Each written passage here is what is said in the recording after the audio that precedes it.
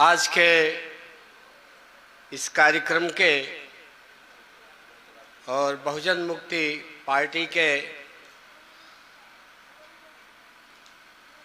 संगठनकर्ता माननीय बामन मेश्राम जी, मंच पर बैठे हुए आईएफएस श्री राघव सिंह जी, जो गोरखपुर से बड़े सुदूर दक्षिणांचल से चल के आपके बीच में आए हैं।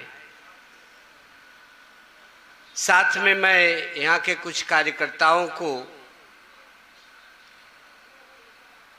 उदयराज विद्यार्थी जी, आनंद जी और भी हमारे कुछ बहुत पुराने साथी इस कार्यक्रम में दिखाई दे रहे हैं।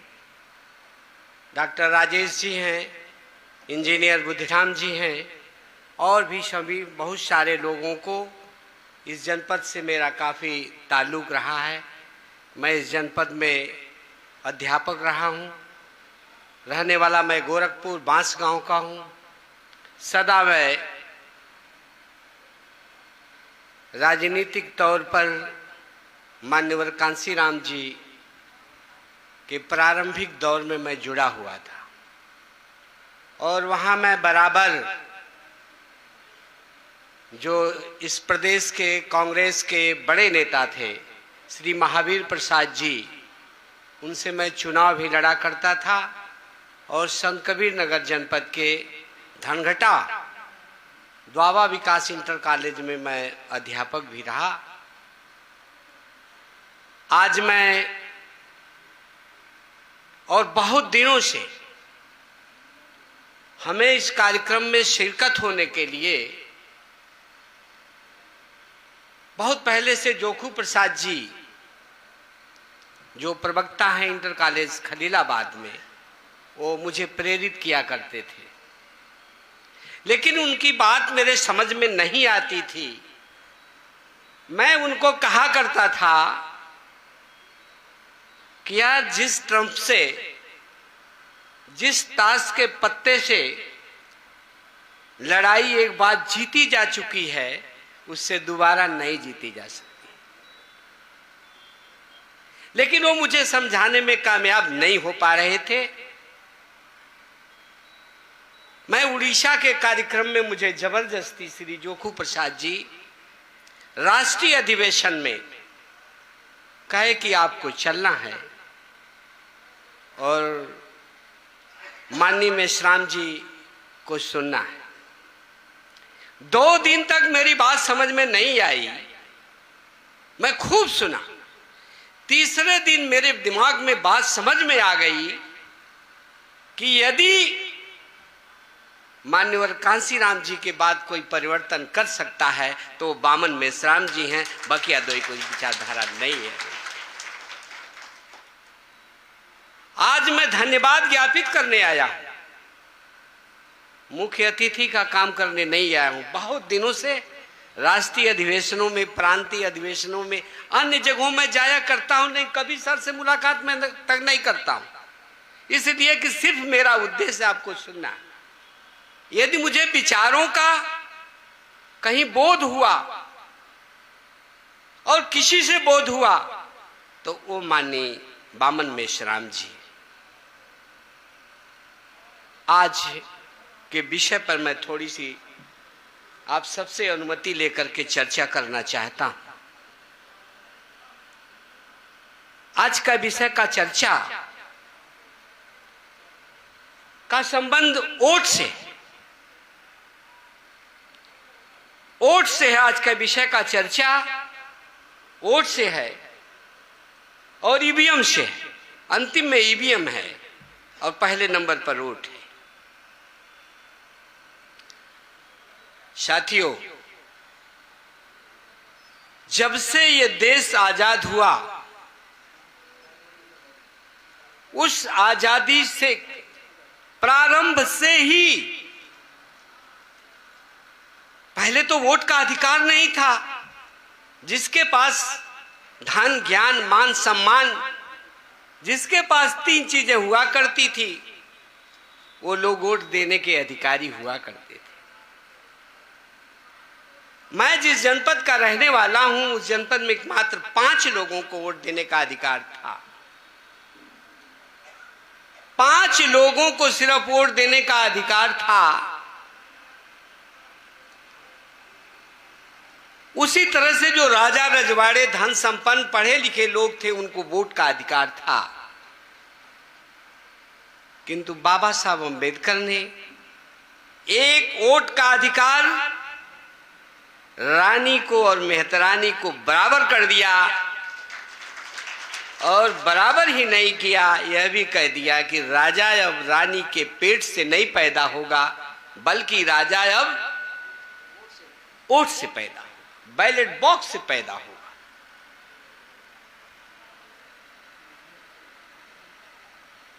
इस बिंदु पर भी मैं माननीय मेश्राम जी को धन्यवाद देने आया हूं कि इतने लंबा संघर्ष,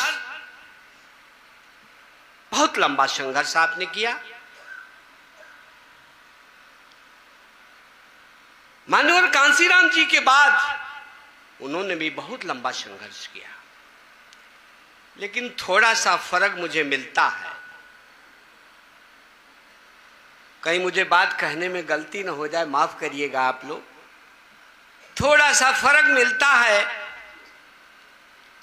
फर्क यह है कि माननीय कांसीराम जिस समय अवतारित हुए थे, आए थे राजनीतिक परिप्रेक्ष्य में, उस समय मैदान साफ था। आप लोग थोड़ा संभल के सोचिएगा। राजनीतिक मैदान एकदम साफ था, रास्ते में कोई अड़चन नहीं थी। लेकिन माननीय मेश्राम जी उस कारवां को पूरा करने के लिए जब आगे बढ़ते हैं तो तमाम संघर्षों को झेलना पड़ता है। इतने संघर्षों को, इतने लोगों को दुश्मन से भी सहा, अपने से भी सह रहे। बस इतना सा फर्क है। मैदान बहुत साफ था। आंदोलन की समझ बहुत जल्दी से लोगों के बीच में आ गई। लेकिन अब थोड़ा मैदान बड़े अपने ही कांटों से भरा हुआ है। चर्चा थोड़ा वोट की भी कर लेता हूं। जब से इस देश में सरकार बनी है, तब से वोट को लूट करके सरकारें बनाई गई हैं। कभी ऐसा नहीं रहा कि वोट ना लूटा गया हो। 71 साल की मेरी भी उम्र हो रही है और वोट लूटने को हम लोगों ने बचपन से देखा है। कभी एक आदमी अनपढ़ और गंवार लोगों को, हमारे सभी बहुजन समाज के लोगों को यह गुमराह किया जाता था कि पूरा गांव भर तो फलाने को वोट दे रहा है, चलो सब लोग उसी को वोट दे दो। यह लूट का एक माध्यम था, नासमझी का एक माध्यम था। लोग वोट की कीमत को नहीं समझ पाए थे। कितने संघर्षों के बाद मुझे वोट देने का अधिकार मिला हुआ। थोड़ा इसका दौर खत्म हुआ। जब गुमराहियत का दौर खत्म हुआ तो वोट लूटने की प्रक्रिया हो गई। बूथों को लूटने की प्रक्रिया हो गई। आधे फर्जी वोट पड़ा करते थे, जबरिया वोट पड़ा करते थे। लोग, बहुत सारे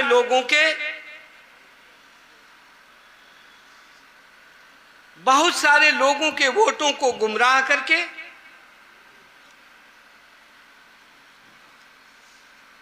वोट लूटने की प्रक्रिया का एक बार वोट लूटा गया, बूथों को लूटा गया और बूथों को लूट करके सरकार बनाई गई। फिर जब माननीय कांसीराम जी ने नारा लगा दिया कि वोट हमारा, राज तुम्हारा, नहीं चलेगा, नहीं चलेगा, नहीं चलेगा, तो और चालाक लोग सजग हो गए। कहा अब ऐसे नहीं लूटा जा सकता है। वोट के अधिकार को तो माननीय कांशीराम जी बता रहे हैं, लोगों को बड़ा सजग कर रहे हैं। कांशीराम तेरी नेक कमाई, आपने नारा लगाया, कांशीराम तेरी नेक कमाई, तूने सोती कौम जगाई।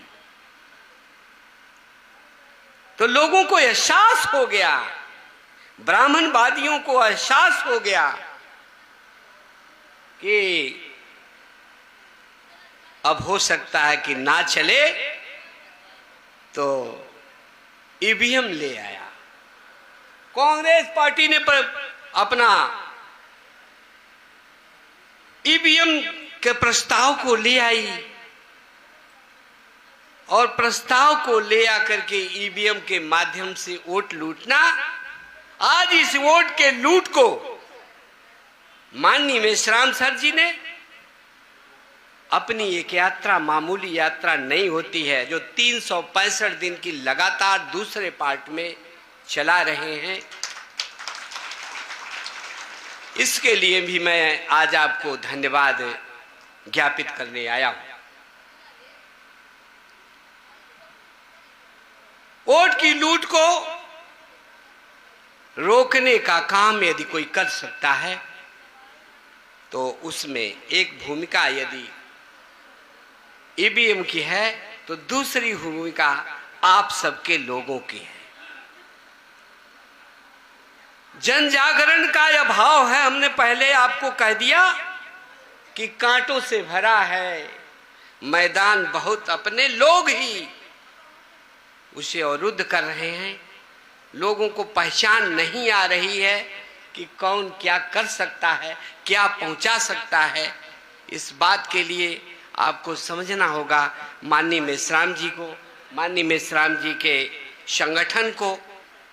इतना बड़ा व्यापी संगठन जो आपने तैयार किया है, शायद मैं कांशीराम साहब के साथ भी बहुत रहा हूं दोस्तों, बहुत रहा हूं, और मैंने पूरे राष्ट्र में संगठन मैंने नहीं बना पाए थे। लेकिन धन्यवाद देता हूं माननीय मेश्राम जी को, चंद साधनों के माध्यम से और अपने बुलंद हौसलों के माध्यम से आपने पूरे राष्ट्र में सभी प्रांतों में अपने संगठन को जाल फैला दिया है। अब ये जिम्मेदारी आप सब लोगों की है। हम तो देखते हैं इस जनपद से छोटे छोटे कार्यकर्ता हैं जो बहुत लंबे समय से, बहुत वर्षों से इस संगठन को चला रहे हैं, और निवेदन करता हूं कि उन्हें सहयोग प्रदान करें। आप सब लोग सहयोग दें। बगैर माननीय मेश्राम जी के कारवां को पूरा नहीं किया जा सकता है। ये मैं तो अपने विचारों से एकदम दृढ़ हो चुका हूं, बीच में कोई जगह नहीं है। इसलिए मैं आप सबको, साथ साथ माननीय मेश्राम जी को और संगठनकर्ताओं को और सभी उपस्थित लोगों को धन्यवाद ज्ञापित करता हूं। जय मूल निवासी, जय भीम। बहुत बहुत धन्यवाद सर। साथियों, अब मैं माननीय चाँद मोहम्मद सर, राष्ट्रीय कार्यकारी अध्यक्ष राष्ट्रीय मुस्लिम मोर्चा नई दिल्ली, मैं उनको निवेदन करता हूं कि सर आप आए और अपनी बात रखें। माननीय चाँद मोहम्मद, राष्ट्रीय कार्यकारी अध्यक्ष राष्ट्रीय मुस्लिम मोर्चा। बहुत बहुत धन्यवाद। साथियों, पूरे भारत में इस देश के ओबीसी, एससी, एसटी, माइनॉरिटी को बेदार करने के लिए, जागृत करने के लिए कन्याकुमारी से लेकर कश्मीर तक के लिए ईवीएम भंडाफोर परिवर्तन यात्रा पार्ट 2 भाग 2 की शुरुआत मूल निवासी नायक मान्यवर बावन मेश्राम साहब के नेतृत्व में आरंभ की गई। साथियों, ये यात्रा आरंभ करने के पीछे जो बुनियादी मकसद है कि पिछले 2 दशक से लगातार जो सरकारें चुन के आ रही है, इस देश के ओबीसी, एससी, एसटी, माइनॉरिटी के वोटों से नहीं, जनमत से नहीं, बल्कि इलेक्ट्रॉनिक वोटिंग मशीन के जरिए, ईवीएम के जरिए चुनकर आ रही है। और लोगों के जनमत के जरिए, वोटों के जरिए अगर ये सरकारें चुनकर सत्ता में आती, वजूद में आती, ताकत में आती, तो लोगों के हक और हकूक और अधिकार की हिफाजत करने के लिए जद्दोजहद करती, कोशिश करती। लेकिन आज जिस साधन का, जिस तंत्र का वो इस्तेमाल करके सत्ता में आ रहे हैं, उस तंत्र की वजह से सत्ता में चुने हुए जो जनप्रतिनिधि जा रहे हैं, उन्हें इस देश के मूल निवासी बहुजन समाज को लेकर, उनके दुख दर्द को लेकर, उनके अधिकारों को लेकर, उनके अंदर कोई वेदना और संवेदना नाम की चीज नहीं रही है। तो इसलिए साथियों, इस देश के व्यवस्था को, सिस्टम को लगातार इलेक्ट्रॉनिक वोटिंग मशीन से चुनकर आई सरकारों के जरिए इस देश की एकता और अखंडता को लगातार खत्म करने की और खतरे में डालने की कोशिश की जा रही है।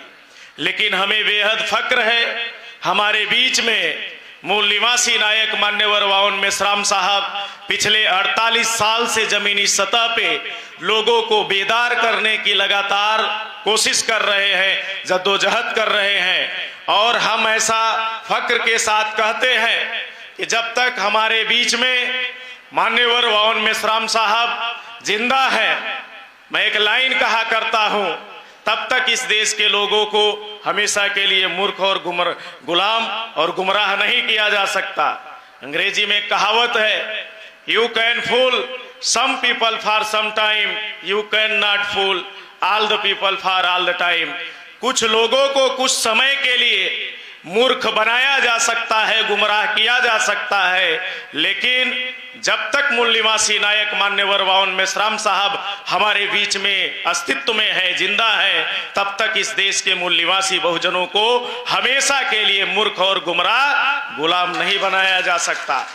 साथियों, इस व्यवस्था को बदलने के लिए हमें मुत्तहिद होने की जरूरत है, संगठित होने की जरूरत है और संगठित होकर एक ताकत निर्माण करने की जरूरत है इस व्यवस्था को बदलने की। हम महान संत कबीर की इस धरती पे जो अंधविश्वास और पाखंड को लेकर लगातार उन्होंने संघर्ष किया, जद्दोजहद किया, उनकी दो लाइनें, एक दोहा है, उस दोहे को आप लोगों के बीच में रहकर अपनी बात खत्म करूंगा। महान संत कबीर साहब के दौर में डीएनए जैसा अनुसंधान नहीं था, इतिहास के इतने रिसर्च पेपर्स नहीं थे कि भारत में कौन देसी है और कौन विदेशी है, कौन अपना है कौन पराया है, लेकिन वो इतिहास की समझ रखते थे, इस देश की व्यवस्था और इस देश के समाज की समझ रखते थे। इसलिए उनके दोहे कल भी प्रासंगिक थे और आज भी प्रासंगिक है। इसलिए महान संत कबीर कहा करते थे कि कबीरा कुआं एक है, कबीरा कुआं एक है, पानी भरे अनेक, बर्तन बर्तन में भेद है, पानी सब में एक। यहाँ हम सभी लोग जो बैठे हैं, एक माँ बाप की औलाद है, एक डीएनए के लोग हैं, हम लोग इस देश के मूल निवासी हैं। आखिरी चंद पंक्तियां आपके बीच में समर्पित करके अपनी बात खत्म कर दूंगा। ये मातृशक्तियां बैठी हुई हैं, समय समय पे भारत की धरा पे इन्होंने शेर पैदा किया। इसलिए मैं कहा करता हूं कि शेरनी की नस्लें कभी सियार पैदा नहीं करती, शेरनी की नस्लें कभी सियार पैदा नहीं करती, हम मूल निवासियों की माएं कभी गद्दार पैदा नहीं करती। भेड़ियों की ताकत से ये जो आरएसएस और बीजेपी के लोग हैं, आज की तारीख में कोई संगठित शक्ति और पूरे देश में मूल निवासी बहुजनों को आंदोलित करने और नेतृत्व करने का काम अगर कोई कर रहा है तो मान्यवर वावन मेश्राम साहब कर रहे हैं। 6 अक्टूबर 2022 को 3.5 लाख लोगों का मोर्चा लेकर आरएसएस के हेडक्वार्टर का घेराव करने का काम 1925 से 2022 के बीच में किसी शख्सियत और किसी संगठन शक्ति ने नहीं किया। वो शख्सियत वावन मेश्राम साहब है, वो संगठन भारत मुक्ति मोर्चा है जिसने आरएसएस के हेडक्वार्टर का घेराव किया। इसीलिए मैं कहा करता हूं कि शेरनी की नस्लें कभी सियार पैदा नहीं करती, हम मूल निवासियों की माएँ कभी गद्दार पैदा नहीं करती, भेड़ियों की ताकत से चीते मरा नहीं करते, बुद्ध और मोहम्मद और भीम के दीवाने किसी से डरा नहीं करते, किसी से डरा नहीं करते। आप लोगों ने मुझे सुना, इसके लिए आभार, धन्यवाद। बहुत बहुत धन्यवाद सर। साथियों, मैं माननीय राष्ट्रीय अध्यक्ष जी को बुलाने से पहले साथियों इस आंदोलन को चलाने के लिए जो भी साथी ये परिवर्तन यात्रा 365 दिन तक चले, इसके लिए जो साथी साहब को जन आंदोलन निर्माण निधि व्यक्तिगत तौर पर 100, 200, 500, 1000, 2000, 5000, 10000 जो भी सहयोग साहब को करना चाहते वो जल्दी साहब के पास आए और वो जन आंदोलन निर्माण निधि आप लोग भेंट करने का काम करें। जो भी साथी इस आंदोलन को चलाने के लिए अपना सहयोग देना चाहते हैं वो आकर साहब को ये व्यक्तिगत जन आंदोलन निर्माण निधि भेंट करने का काम करें। मैं आप लोगों को निवेदन करता हूं साथियों, क्योंकि ये आंदोलन आप लोगों के सहयोग से चलाया जा रहा है। अगर ये 365 दिन हम लोग आंदोलन चला रहे हैं तो ये आंदोलन आपकी बदौलत चला रहे हैं। आप लोग इस आंदोलन के लिए अपना सब कुछ लगाया जाना जरूरी है साथियों। इसके लिए जो भी साथी साहब को जन आंदोलन निर्माण निधि 1000, 2000, 5000, 10000 जो भी सहयोग करना चाहते हैं वो लोग आकर साहब को व्यक्तिगत जन आंदोलन निर्माण निधि भेंट करें। मैं आप लोगों को निवेदन करता हूं जो भी साथी साहब को व्यक्तिगत जन आंदोलन निर्माण निधि सहयोग करना चाहते हैं वो आकर साहब को जन आंदोलन निर्माण निधि भेंट करें। हमारी माताएं भी साहब को निधि दे सकती है जो भी, क्योंकि साथियों ये आंदोलन आपके भरोसे पर आपके बदौलत हम लोग चला रहे हैं। तो माननीय विधायक जी आप भी आइए। तो साथियों मैं आप लोगों को निवेदन करता हूं कि जो भी साथी इस आंदोलन को चलाने के लिए, क्योंकि ये आंदोलन साथियों चलाना कितना जरूरी है, ये हमारी आने वाली पीढ़ियों को बचाने का मामला है। और ये आने वाली पीढ़ियों को तभी बचाया जा सकता है जब ये हमारा वोट का जो अधिकार है, जो मौलिक अधिकार है, ये मौलिक अधिकार बचेगा तभी हो सकता है। और इस मौलिक अधिकार को बचाने के लिए ये पूरे देश भर में जद्दोजहद माननीय राष्ट्रीय अध्यक्ष जी कर रहे हैं। तो साथियों मैं आप लोगों को निवेदन करता हूँ, आप लोग इस आंदोलन को चलाने के लिए आप लोगों को ये जन आंदोलन निर्माण निधि भेंट किया जाना है। आप लोग जो भी साथी 100, 200, 500, 1000, 2000, 5000 जो भी सहयोग आप लोग करना चाहते हैं वो निधि भेंट करने के लिए आप लोग आते रहे। साथियों ये यात्रा लगातार हम लोग किसके भरोसे पर चला रहे हैं? ये आप लोगों के भरोसे पर चला रहे हैं।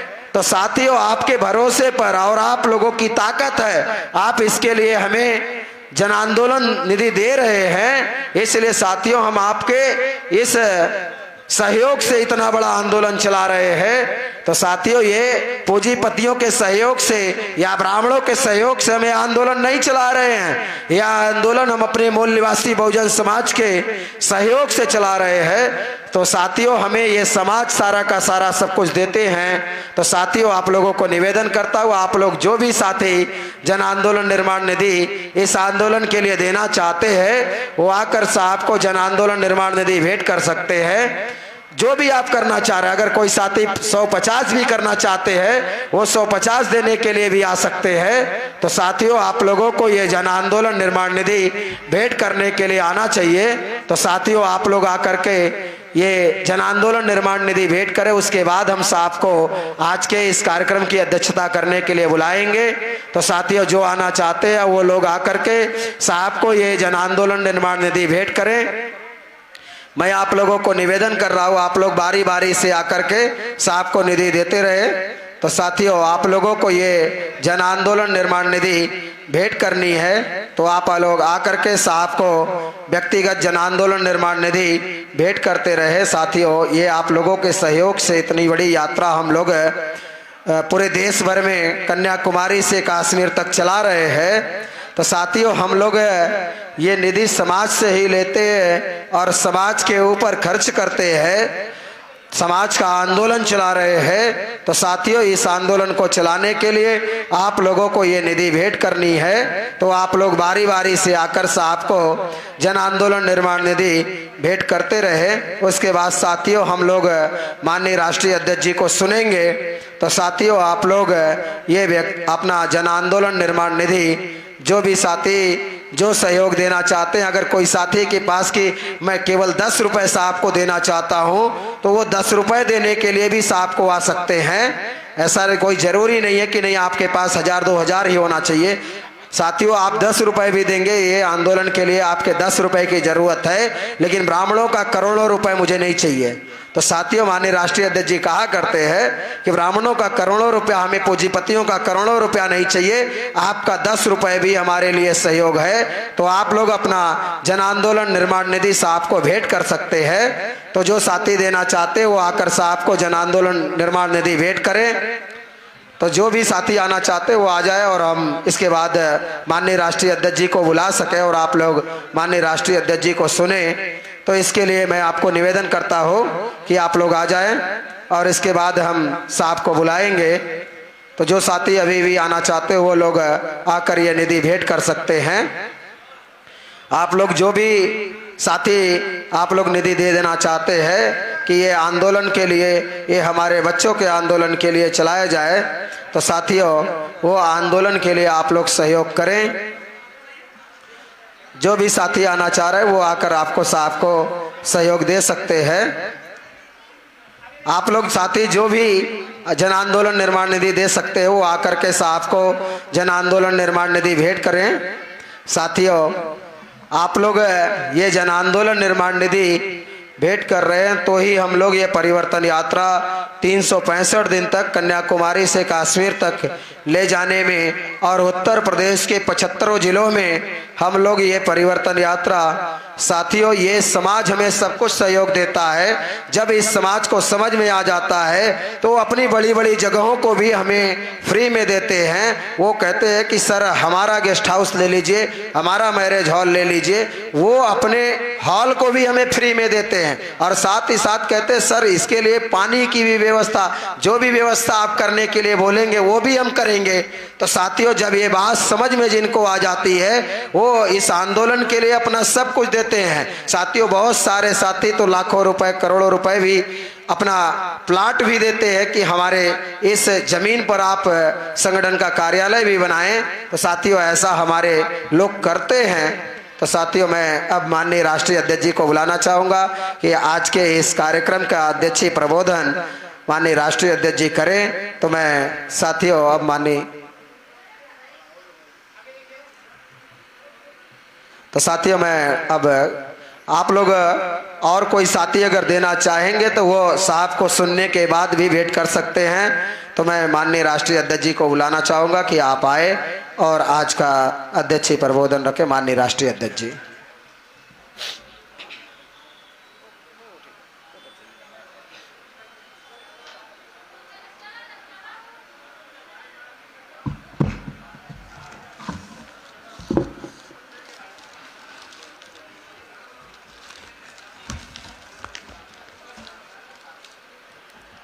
हेलो साथियों, ईवीएम भंडाफोड़ परिवर्तन यात्रा राष्ट्रव्यापी परिवर्तन यात्रा कन्याकुमारी से कश्मीर तक चलने वाली परिवर्तन यात्रा आज यहाँ मेंदावल में जो संत कबीर नगर का जिले का हिस्सा है वहाँ आ पहुँची है। ये परिवर्तन यात्रा 365 दिन तक चलेगी। जब हमने पहली परिवर्तन यात्रा निकाली थी तो कश्मीर से कन्याकुमारी तक निकाली थी, वो 180 दिन की थी। अब जो परिवर्तन यात्रा हम लोगों ने निकाली है वो 365 दिन की है और 365 दिन में 674 जिलों में ये यात्रा जाएगी। केवल असम और त्रिपुरा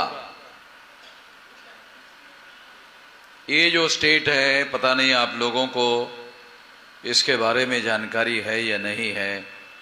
बंगाल से आगे आसाम है, आसाम से आगे त्रिपुरा है, त्रिपुरा से आगे नागालैंड है, मिजोरम है। तो हमारे लोगों ने, जो मास्टर लोग हैं वो भूगोल में उनको पता है, बाकी हमारे लोगों को कोई जानकारी नहीं है कि ये कौन से स्टेट है।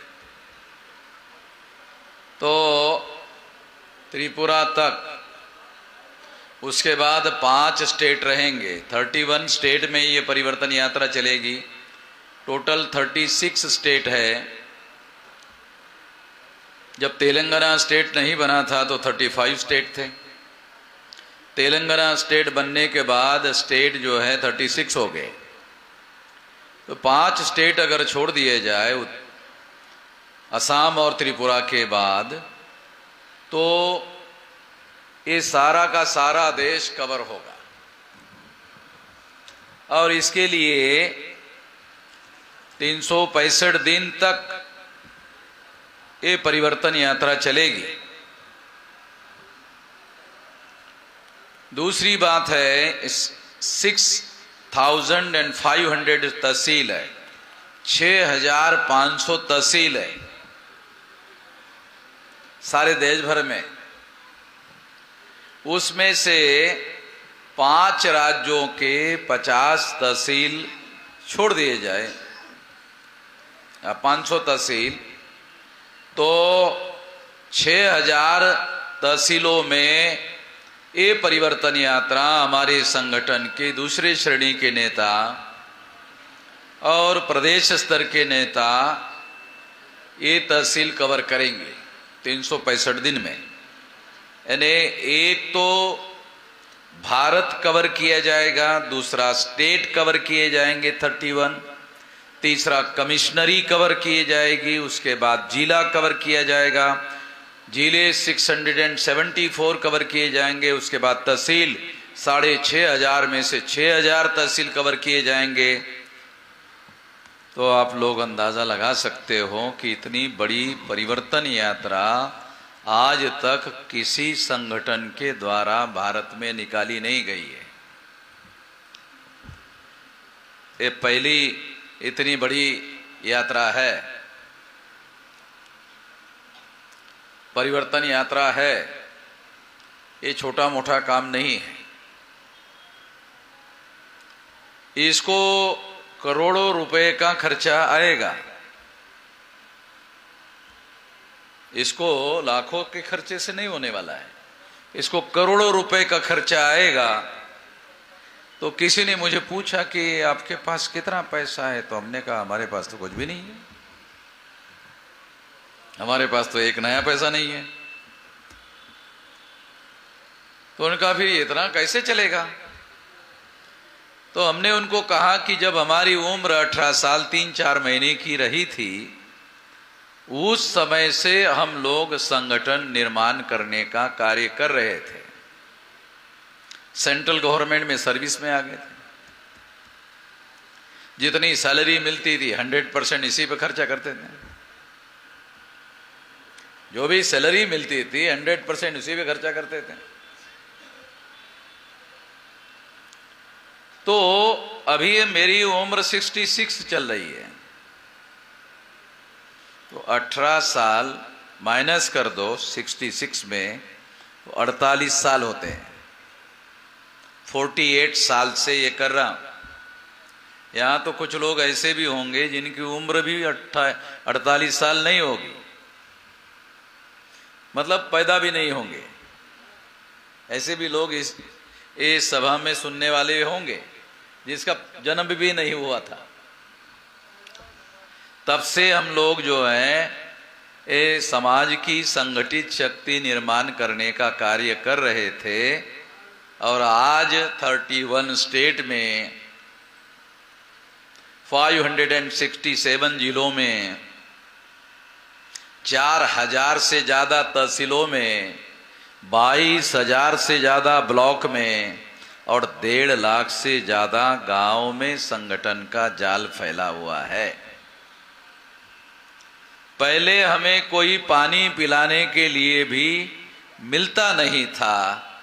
अब 10 लोग खाना खाने के लिए निमंत्रण देते हैं तो हम एक ही जगह का खा सकते हैं, 2 जगह का भी नहीं खा सकते।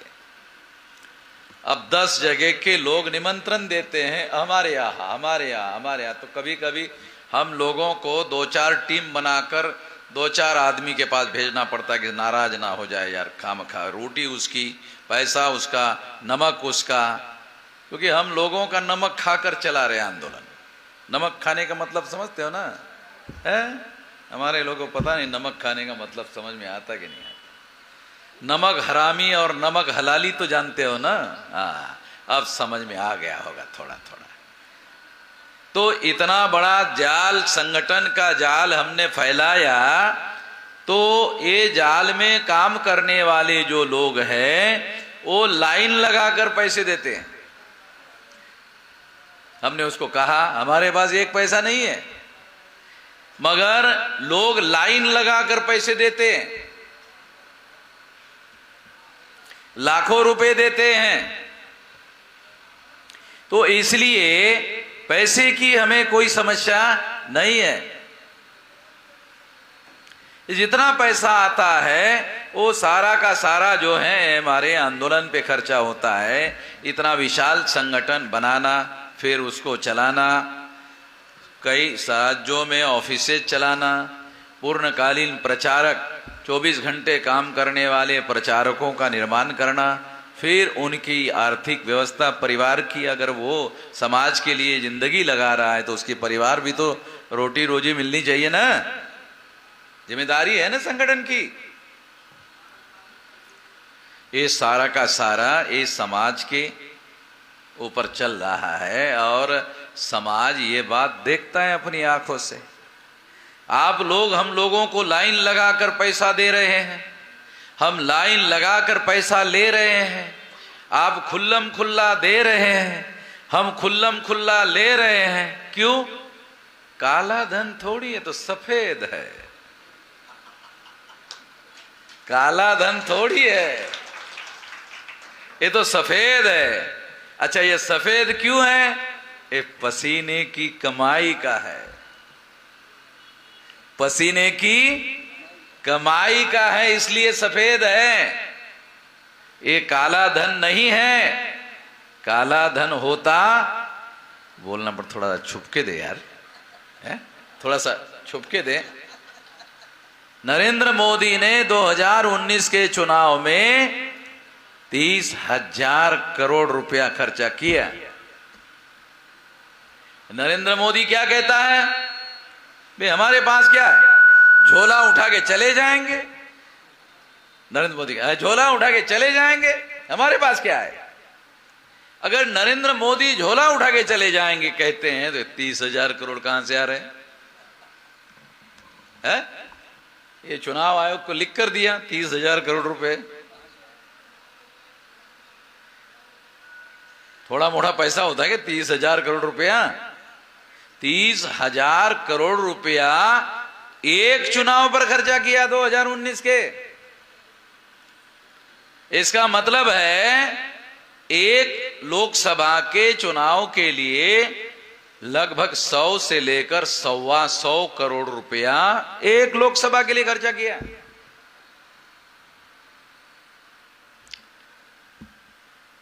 ये सारा का सारा काला धन है। तो इसलिए हम लोगों को जो लोग जब लाइन लगा कर देते हैं तो हम खुल्लम खुल्ला लेते हैं, छुपा कर लेते नहीं है, क्योंकि ये लोगों के खून पसीने की कमाई है, मेहनत की कमाई है, ये सफेद है, पसीना वहां लगा हुआ है। तो इससे हम लोगों को रिसोर्सेस मिलते हैं, साधन मिलते हैं। जैसे मैंने अभी आपको कहा, पहले जब शुरू में हमको पानी पिलाने के लिए भी लोग तैयार नहीं थे, अब 10 घर के लोग खाना खिलाने के लिए आग्रह करते हैं, मगर हम खा नहीं सकते। इतना सारे, किसी भी स्टेट में जाओ, अब मेरा छोड़ो, अगर हमारा कोई कार्यकर्ता जाए, हम टेलीफोन कर देते, अरे वो फला आ रहा है, अच्छा कब आ रहा है, कैसे आ रहा है, क्या रेल से आ रहा है, चलो ठीक है रेल में जाते हैं। तो उसको बाकायदा रेल में जाकर 4 व्हीलर गाड़ी में बिठा कर लाते हैं, 4 व्हीलर नहीं है तो 2 व्हीलर में लाते हैं, अपने घर में रखकर उसको खाना पीना सारी व्यवस्था, पीना मतलब शुद्ध पानी पीना व्यवस्था कर देते हैं, और वो प्रचार प्रसार का सारा देश भर में काम करते हैं। तो अभी हम लोगों को आंदोलन चलाने के लिए जो पैसों की जरूरत है, वो पैसों की जरूरत जो है वो समाज के पास जो पैसा है उसी के सहारे पर चल रहा है। साथियों, इसके आधार पर ये सारे देश भर में आंदोलन चल रहा है, और इस आंदोलन को लेकर हम लोग चला रहे हैं, सारे देश भर में चला रहे हैं। तो ये आंदोलन जो है, ये ईवीएम भंडाफोड़ परिवर्तन यात्रा हम क्यों चला रहे हैं? तो 8 अक्टूबर 2013 को सुप्रीम कोर्ट ने ईवीएम मशीन के बारे में फैसला दिया। मैं आपको ईवीएम मशीन के बारे में जो फैसला दिया वो आपको बताना चाहता हूं कि सुप्रीम कोर्ट ने जो फैसला दिया,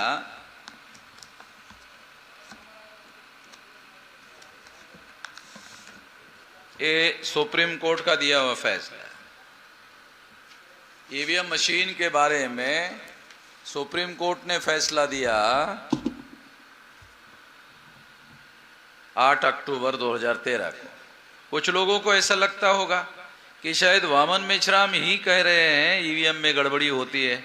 मैं नहीं कह रहा हूं, सुप्रीम कोर्ट ने 8 अक्टूबर 2013 को ये कहा, अपने निर्णय में कहा कि ईवीएम मशीन में फ्री, फेयर एंड ट्रांसपेरेंट चुनाव नहीं हो सकता।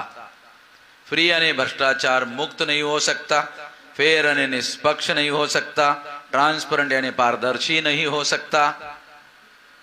ये तीनों शब्दों को मिलाकर एक शब्द बनता है कि ईवीएम में घोटाला होता है। ये सुप्रीम कोर्ट ने ये कहा।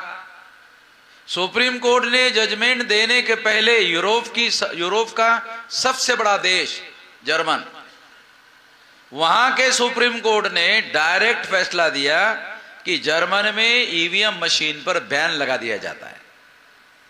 बैन लगा दिया कि जर्मन में ईवीएम पर चुनाव नहीं होगा। सुप्रीम कोर्ट ने बैन लगा दिया। आज की पता नहीं आप लोगों ने खबर पड़ी कि नहीं पड़ी, बांग्लादेश भारत को लगा हुआ है ना, जो हमारे देश का हिस्सा था, वहां चुनाव होता था ईवीएम मशीन से। तो मैंने पार्ट 1 परिवर्तन चलाया, ईवीएम में घोटाला होता है। तो वो सोशल मीडिया में बांग्लादेश के लोग भी सुनते हैं, है ना, ये सोशल मीडिया के एक्सपर्ट लोग बैठे हुए हैं। ये न्यूयॉर्क में दिखता क्या? ये न्यूयॉर्क में हमारा कार्यकर्ता सर्वजीत, मैंने टेलीफोन किया कि हमारा ये अभी, हाँ मैं देख रहा हूं। वो मेरे पूरा सेंटेंस कहने का हाँ मैं देख रहा हूं कि तुम अकेले नए नहीं, और लोगों को मैं फॉरवर्ड कर दिया। तो ये जो सोशल मीडिया है, जब साले न्यूयॉर्क और वाशिंगटन में दिख रहा है, तो बांग्लादेश में, ये बांग्लादेश, बंगाल को लगाओ बांग्लादेश, ये हमारे तो देश का हिस्सा था। वहां देखा जब पार्ट 1 मैंने चलाया, तब से वहां के लोगों ने ईवीएम के विरोध में आंदोलन शुरू किया, और आज फैसला आया ईवीएम से हमारे देश में अभी चुनाव नहीं होगा। हमारे अभियान का परिणाम यह हुआ कि बांग्लादेश ने भी ईवीएम पर बैन लगा दिया है। भारत का नंबर अभी आने वाला है, लगा हुआ है ना। भारत में बदमाशों के नियंत्रण में है सारा मामला। कांग्रेस जाती है तो बीजेपी आती है, बीजेपी जाती है तो कांग्रेस आती है। कांग्रेस वाले और बीजेपी वाले क्या है, चचेरे चचेरे, मौसेरे मौसेरे, भाई भाई है। जब बीजेपी वाला बीजेपी छोड़ देता है तो कांग्रेस में जाता है, जब कांग्रेस वाला कांग्रेस छोड़ देता है तो बीजेपी जाता है। तो हम लोगों ने पूछा, अरे आप लोग तो कांग्रेस में थे तो बीजेपी को गाली देते थे, बीजेपी में कैसे गए? कहा वो राजनीति है, आपको समझ में नहीं आएगी, आप सामाजिक काम करते हैं, राजनीति इतना आसान है, आपको राजनीति कैसे समझ में आएगी? आप तो सामाजिक है, आप तो वाम से अपना चला रहे हैं, आपको कहा राजनीति समझ में आती है? हाँ भाई सही है, हमें कहा राजनीति समझ में आती है, हमें कहा सारी धोखाधड़ी समझ में आती है, हमें बदमाशी कहा समझ में आती है, हम आप बदमाशी कैसे कर सकते हैं? हम करते ही नहीं, साले समझ में कहां से आएगी? सही कह रहे हैं। तो सुप्रीम कोर्ट के द्वारा ईवीएम मशीन के बारे में निर्णय दिया। सुप्रीम कोर्ट क्या है? भारत के संविधान के अनुसार सबसे बड़ी अदालत है। कितने हमारे लोगों को पता है? चलो एक आदमी को पता है, दूसरे आदमी को पता है, चलो 10-12 लोगों को पता है, चलो ठीक है। और ये 10-12 लोगों को क्यों पता है? हमने बताया, हमारा ही सुना, हमको ही बता रहा है कि हम जानते हैं, चलो ठीक है। भारत के संविधान के अनुसार भारत का जो सुप्रीम कोर्ट है ये सबसे बड़ी अदालत है। आपके संत कबीर नगर में तहसील में मैजिस्ट्रेट की कोर्ट होगी, सारे देश भर में है, आपके यहां भी होगी। मैजिस्ट्रेट की कोर्ट में जब कोई फैसला होता है तो बहुत बार जिला कोर्ट में वो बदल जाता है, जिला कोर्ट में बदल जाता है, क्योंकि वो उस तरह का अधिकार जिला कोर्ट के पास है, वो समीक्षा में बदल जाता है। सुप्रीम कोर्ट आखिरी अदालत है, सुप्रीम कोर्ट का दिया हुआ फैसला बदलने वाला नहीं है, वो आखिरी फैसला, आखिरी कोर्ट है, आखिरी अदालत है, उसके ऊपर कोई अदालत नहीं है। तो इसलिए सुप्रीम कोर्ट ने यह कहा, क्या कहा? ईवीएम मशीन में फ्री, फेयर एंड ट्रांसपेरेंट चुनाव नहीं हो सकता, भ्रष्टाचार मुक्त चुनाव नहीं हो सकता, निष्पक्ष चुनाव नहीं हो सकता, पारदर्शी चुनाव नहीं हो सकता। तीनों शब्दों को मिलाकर घोटाला ईवीएम में होकर चुनाव होता है। सुप्रीम कोर्ट ने यह फैसला दिया। जब सुप्रीम कोर्ट ने यह फैसला दिया तो सुप्रीम कोर्ट ने सोचा इसको रोकना होगा। तो रोकने के लिए सुप्रीम कोर्ट ने क्या किया? सुप्रीम कोर्ट ने एक और फैसला दिया कि इसे रोकने के लिए पेपर ट्रेल मशीन लगाना होगा। तो सुप्रीम कोर्ट ने पेपर ट्रेल मशीन लगाया, ये आदेश दिया। इसके बावजूद भी कुछ लोग हैं देश में, वो क्या कहते हैं? कुछ लोग हैं वो ऐसा कहते हैं, क्या कहते हैं? नहीं, ईवीएम में कोई गड़बड़ी नहीं होती है, नहीं, वामन मेश्राम पगला गया है। हम तो उसको बड़ा सेंसिबल आदमी मानते थे, बड़ा सूझबूझ वाला आदमी मानते थे, ए पगला गए, ऐसा कुछ लोग कहते हैं। इसलिए ऐसा कहने वाले लोग गधे की औलाद है, ऐसा कहने वाले लोग गधे की औलाद है। तो कुछ लोगों ने मुझे कहा कि मेश्राम जी आपके मुंह में ये गधे की औलाद का शब्द अच्छा नहीं लगता, टेस्ट अच्छा नहीं लगता, कहा टेस्ट अच्छा नहीं लगता है। तो हमने कहा चलो ठीक है, अभी आपका टेस्ट दुरुस्त कर देते हैं। कि मैंने कहा यहां से गधा जा रहा है, बताओ कैसे कहोगे? एक गधा जा रहा है, आप कह के दिखाओ। कहा गधा जा रहा है।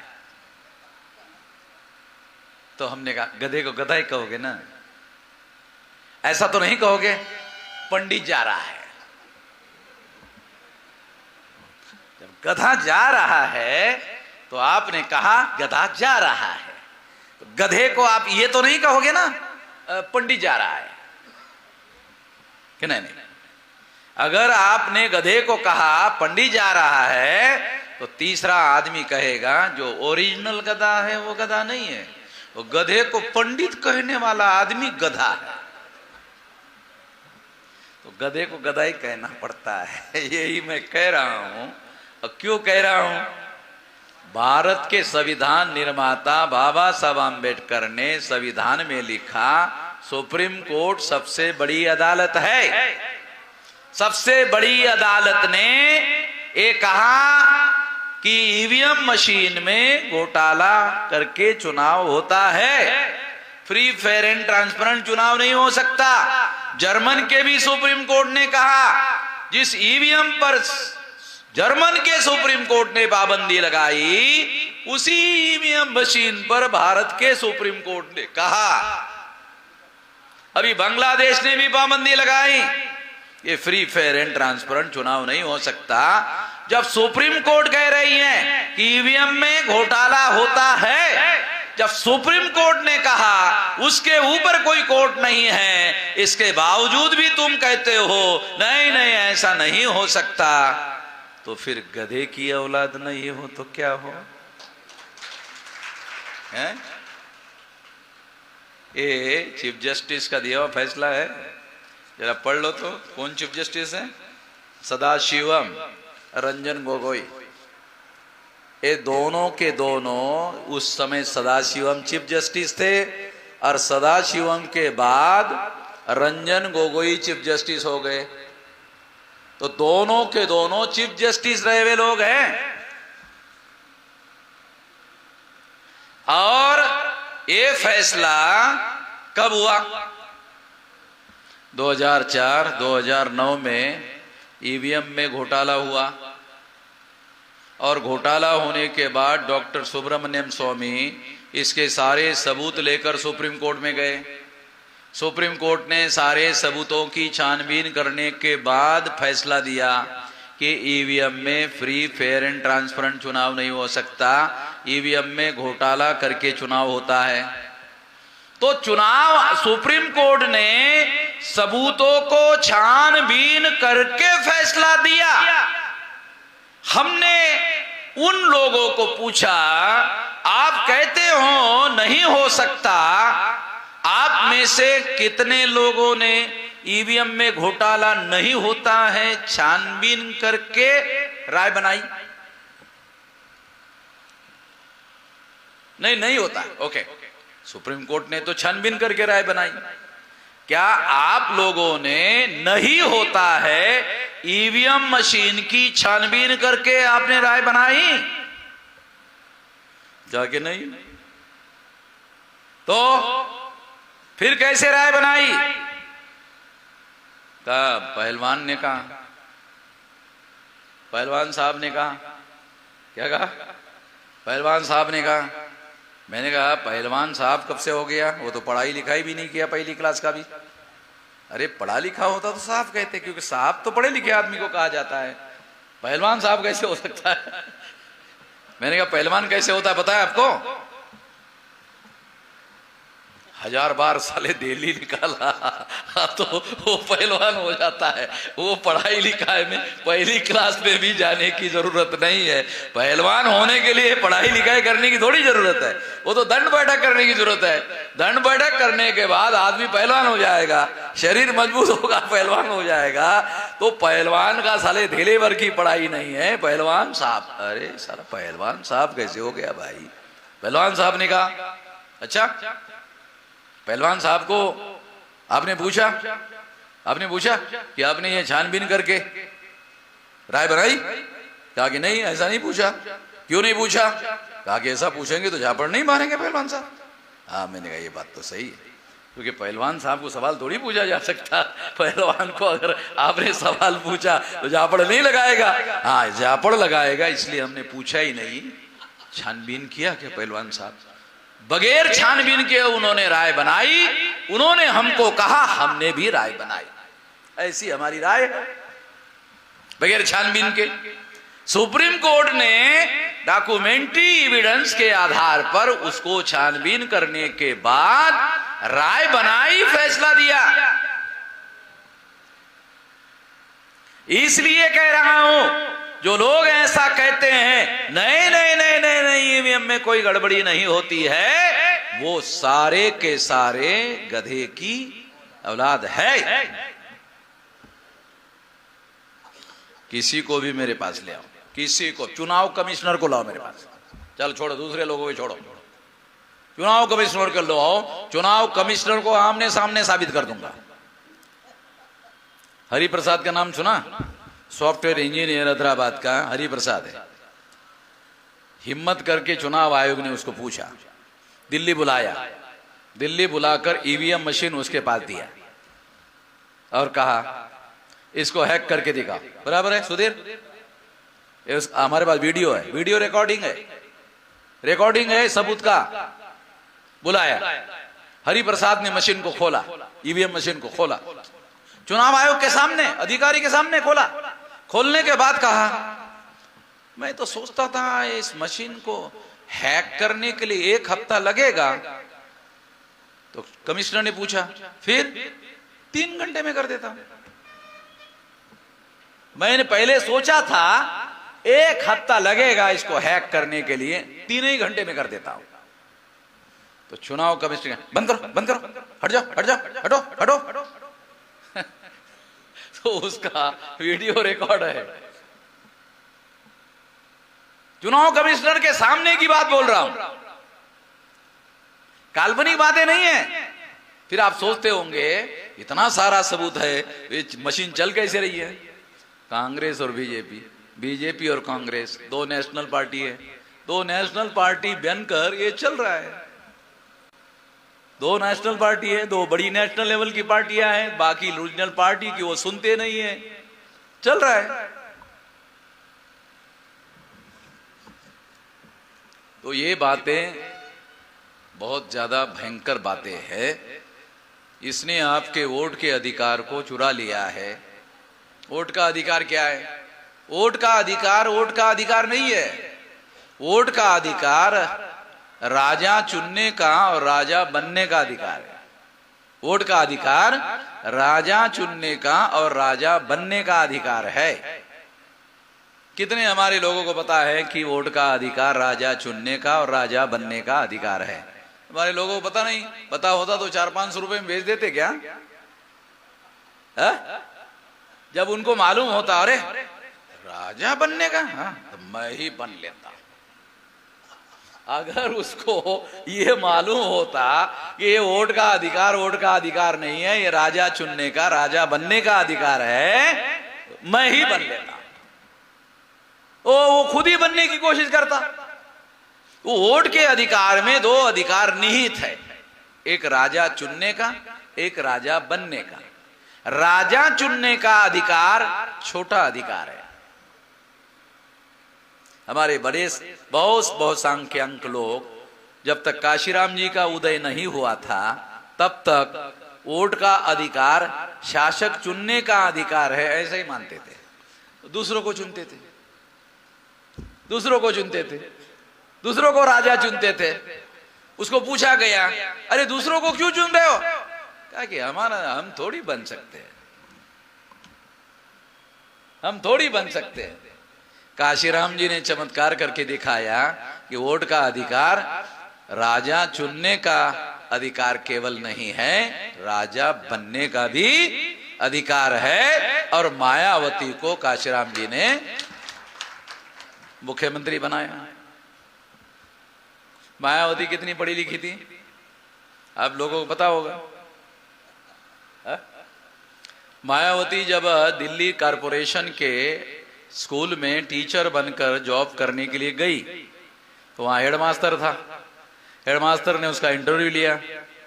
इंटरव्यू लेने के बाद हेडमास्टर को, सीनियर आदमी था हेडमास्टर, उसको पता चला मायावती पहली क्लास से ज्यादा आगे पढ़ा नहीं सकती। तो मायावती, रियलिटी बता रहा हूँ, दिल्ली की बात बता रहा हूँ, दिल्ली में हमारा दफ्तर है जो सह है वो बता रहा। तो हेडमास्टर ने मायावती को आदेश दिया कि हेडमास्टर का अधिकार है, कौन सा नया टीचर कौन से क्लास को पढ़ाएगा ये हेडमास्टर का अधिकार होता है सारे देश भर में। तो उसने मायावती को कहा जाओ वो पहली क्लास को पढ़ाओ। क्यों बता रहा हूं?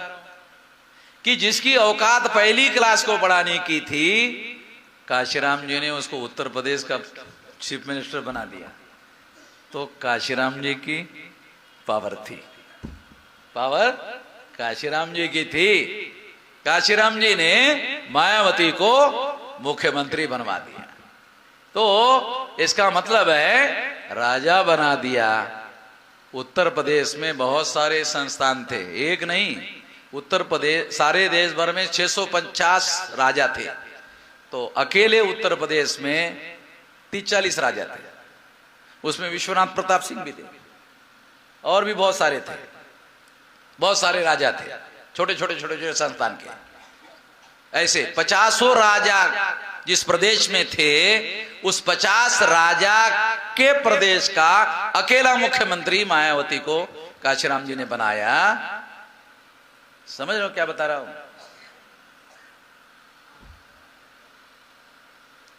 राजाओं का राजा बना दिया। तो वोट का अधिकार राजा चुनने का अधिकार नहीं है, काशीराम जी ने ये प्रमाणित कर दिया। राजा बनने का भी अधिकार उसमें निहित है। तो वोट का अधिकार केवल मात्र वोट का अधिकार नहीं है, ये राजा चुनने का और राजा बनने का अधिकार है। और अगर है तो हमारे लोगों ने बहुत सालों तक राजा चुनने का ही काम किया, राजा बनने का काम नहीं किया। पहली बार ये बात काशीराम जी ने करके दिखाई। और उत्तर प्रदेश में लोकसभा की 80 सीटें चुनकर जाती है और 543 लोकसभा की सीटें हैं। तो कम से कम 20% से ज्यादा, 20% से ज्यादा सीटें तो अकेले उत्तर प्रदेश से जाती है सारे देश भर में।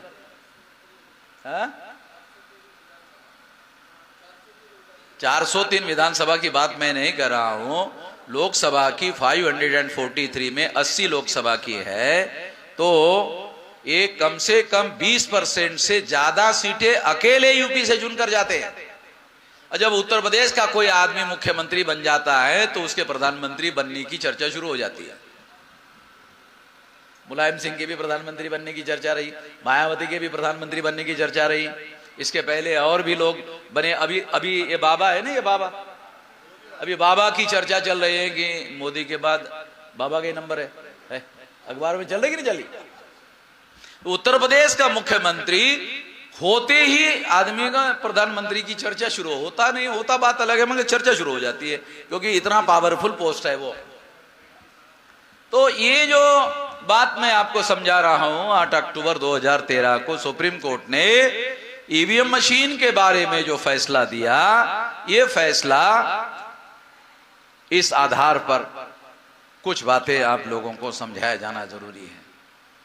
इसमें 3 बातें हैं, 3 तरीके से वोट डालने का तरीका डेवलप हुआ है। 1950 से लेकर 26 जनवरी 1950 को संविधान लागू हुआ, 1952 को प्रथम लोकसभा का चुनाव हुआ, तब से लेकर अब तक हमारे लोग वोट डाल रहे हैं। तो 3 प्रकार से वोट डालने का तरीका बना। सबसे पहले क्या होता था? सबसे पहले आप लोग जब 1952 में वोट डालने के लिए जाते थे तो आपको बैलेट पेपर दिया जाता था, और आपको बैलेट पेपर देने के बाद आप देखते थे, क्या देखते थे? कैंडिडेट कौन है। फिर देखते थे चुनाव निशान क्या है। चुनाव निशान क्या देखते? गधा, घोड़ा, सुअर, कुत्ता। आप लोग सोचते होंगे ऐसे चुनाव निशान थोड़ी होते हैं। हाँ सही है, ऐसे चुनाव निशान नहीं होते हैं। आप लोग जानते हो, मैं भी जानता हूं, आप लोग जानते हो, जानकार हो, मैं भी जानता हूं, ऐसे चुनाव निशान नहीं होते हैं। पर मैं क्यों बता रहा हूं? क्योंकि आपको समझाना है, आपको उदाहरण देकर समझाना है। मैं जो समझ चुका हूं आपको समझाना है, तो उदाहरण के लिए बता रहा हूं कि ये चुनाव निशान है, गधा, घोड़ा, सुअर, कुत्ता। तो फिर आप सोचते थे जब बैलेट पेपर होता था, सोचते थे किसको वोट दे, किसको वोट दे, किसको वोट दे, किसको वोट दे। चलो इस बार कुत्ते को वोट दे दिया जाए, एग्जाम्पल है। चलो इस बार कुत्ते को वोट दे दिया जाए। तो उस समय क्या होता था? मोहर होती थी, मोहर होती थी ना, तो मोहर आप उठाते थे।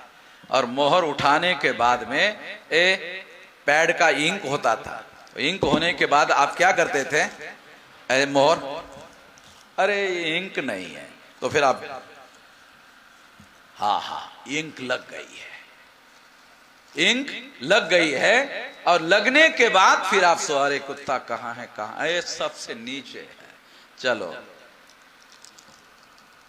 हाँ बराबर लग गया है, मैं जिस कुत्ते पर लगाना चाहता था वही पर लग गया है। और ऐसा करने के बाद आप फोल्ड करते थे, ऐसा फोल्ड करते थे, ये फोल्ड कर, अरे बड़ा हो गया है, थोड़ा और छोटा करना होगा, फिर छोटा करते थे, फिर और छोटा करते थे, और छोटा करने के बाद फिर बैलेट बॉक्स में डाल देते थे। और बैलेट बॉक्स में डालने के बाद निश्चिंत होकर घर में जाते थे कि मैंने जिस कुत्ते को वोट दिया है, मेरा वोट उस कुत्ते के नाम पर निश्चित रूप से जमा हो गया है, मुझे कोई डाउट नहीं है, चला गया। ओके, ऐसा होता था पहले जब बैलेट पेपर होता था ना, ऐसा होता था। ईवीएम आ गए, आपको समझा रहा हूं कंपैरेटिवली क्या हो रहा है, क्योंकि मैं जो बात समझ चुका हूं वो बात आपको समझाना है, जैसे समझ में आएगा वैसे समझाना पड़ेगा। क्योंकि हमारे आम लोग जो हैं उनको बहुत सारी बातें समझ में नहीं आती, कोई समझाता भी नहीं, इसलिए समझा रहा हूं। आप लोग ईवीएम आ गई, फिर आप वोट डालने के लिए गए, आपने बटन दबाया, ईवीएम पर आपने बटन दबाया, बटन दबाने के बाद कमल का फूल, पंजा, हाथी, साइकिल, जिस किसी पर भी आपने दबाया, बटन दबाया, मोहर का निशान लगा हुआ आंखों से बैलेट पेपर पर दिखता था, ईवीएम में दिखाई नहीं दिया। 2004 में, 2009 में जो ईवीएम मशीन थी, उस मशीन में आंखों से दिखाई नहीं देता था। जब दिखाई नहीं देता था वोटर को, तो वो क्या सोचता था, अरे साला भोला वोट कहां गया भाई, गिर वोट इधर उधर तो नहीं गिर गया। तो चुनाव आयोग का कर्मचारी देखता उसको, ये बुड़बक आदमी जो है इधर उधर देख रहा है, वो वहां से आता, चुनाव आयोग का कर्मचारी आता, उसको कहता, क्या कहता, चुनाव आयोग का कर्मचारी उसको, वो इधर उधर देखता तो हो गया, क्या बोलता हूं, हो गया, अच्छा वो हमारा वोटर क्या कर, हो गया, हाँ हो गया, ये समझ, आशंका है उसके मन में, हो गया, हाँ हो गया, किधर से आते, इधर से, इधर जाओ, इधर जाओ, जाओ इधर, उसको दौड़ा देता, पता नहीं साला हंगामा करने, हंगामा करे, उसको दौड़ा देता, वो चला जाता, और घर में सोचते हुए जाता, पता नहीं साला मेरा वोट किसके नाम पर जमा हो। जब बैलेट पेपर होता था तो निश्चिंत होकर जाता था कि मैंने जिस कुत्ते को वोट दिया, मेरा वोट उस कुत्ते के नाम पर जमा हो गया है। मगर ईवीएम मशीन में वो अनिश्चित होकर वो जाता था कि पता नहीं मेरा वोट किसके नाम पर जमा हो गया है।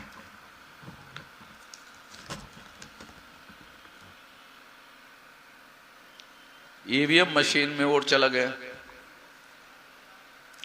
ईवीएम मशीन के अंदर वोट जाने के बाद उसको कहते हैं इलेक्ट्रॉनिक रिकॉर्ड। बैलेट पेपर आंखों से दिखाई देता है, इसका फिजिकल एविडेंस है, इसका वजन है, ठीक है। ईवीएम मशीन में आपका वोट जमा हो गया, कोई फिजिकल एविडेंस नहीं, आंखों से दिखाई नहीं दिया, कोई वेट नहीं। बैलेट पेपर ट्रांसफरेबल नहीं होता है, एक आदमी का वोट दूसरे आदमी के नाम पर ट्रांसफर नहीं हो सकता। ईवीएम मशीन में इलेक्ट्रॉनिक रिकॉर्ड है, इलेक्ट्रॉनिक रिकॉर्ड आंखों से दिखाई नहीं देता है, उसका कोई फिजिकल एविडेंस नहीं है, इसलिए इलेक्ट्रॉनिक रिकॉर्ड ट्रांसफरेबल होता है। आपको प्रयोग करके दिखाता हूं। देखो ये मोबाइल है, इलेक्ट्रॉनिक साधन है। इलेक्ट्रॉनिक साधन पर आपने मैसेज टाइप किया, राम प्रसाद जी मैं वाराणसी के एयरपोर्ट पर बैठा हुआ हूं, थोड़ी देर में मैं फ्लाइट में बैठूंगा और दिल्ली में उतरूंगा। पहली बार दिल्ली आ रहा हूं, इसलिए पता नहीं है, आप आइए एयरपोर्ट और रिसीव करके मुझे लेके जाइए। तो राम नारायण ने राम प्रसाद को मैसेज भेजा, वाराणसी से दिल्ली में मैसेज चला गया, पहुंच गया। तार है, वायर है, पहुंच गया। ऐसा मैसेज वाराणसी से न्यूयॉर्क जा सकता है, लंदन जा सकता है, पेरिस जा सकता है, दुनिया के किसी भी कोने में जा सकता है। क्यों? इलेक्ट्रॉनिक रिकॉर्ड ट्रांसफरेबल होता है। इलेक्ट्रॉनिक रिकॉर्ड ट्रांसफरेबल होता है। और ईवीएम मशीन कितना बड़ा होता है?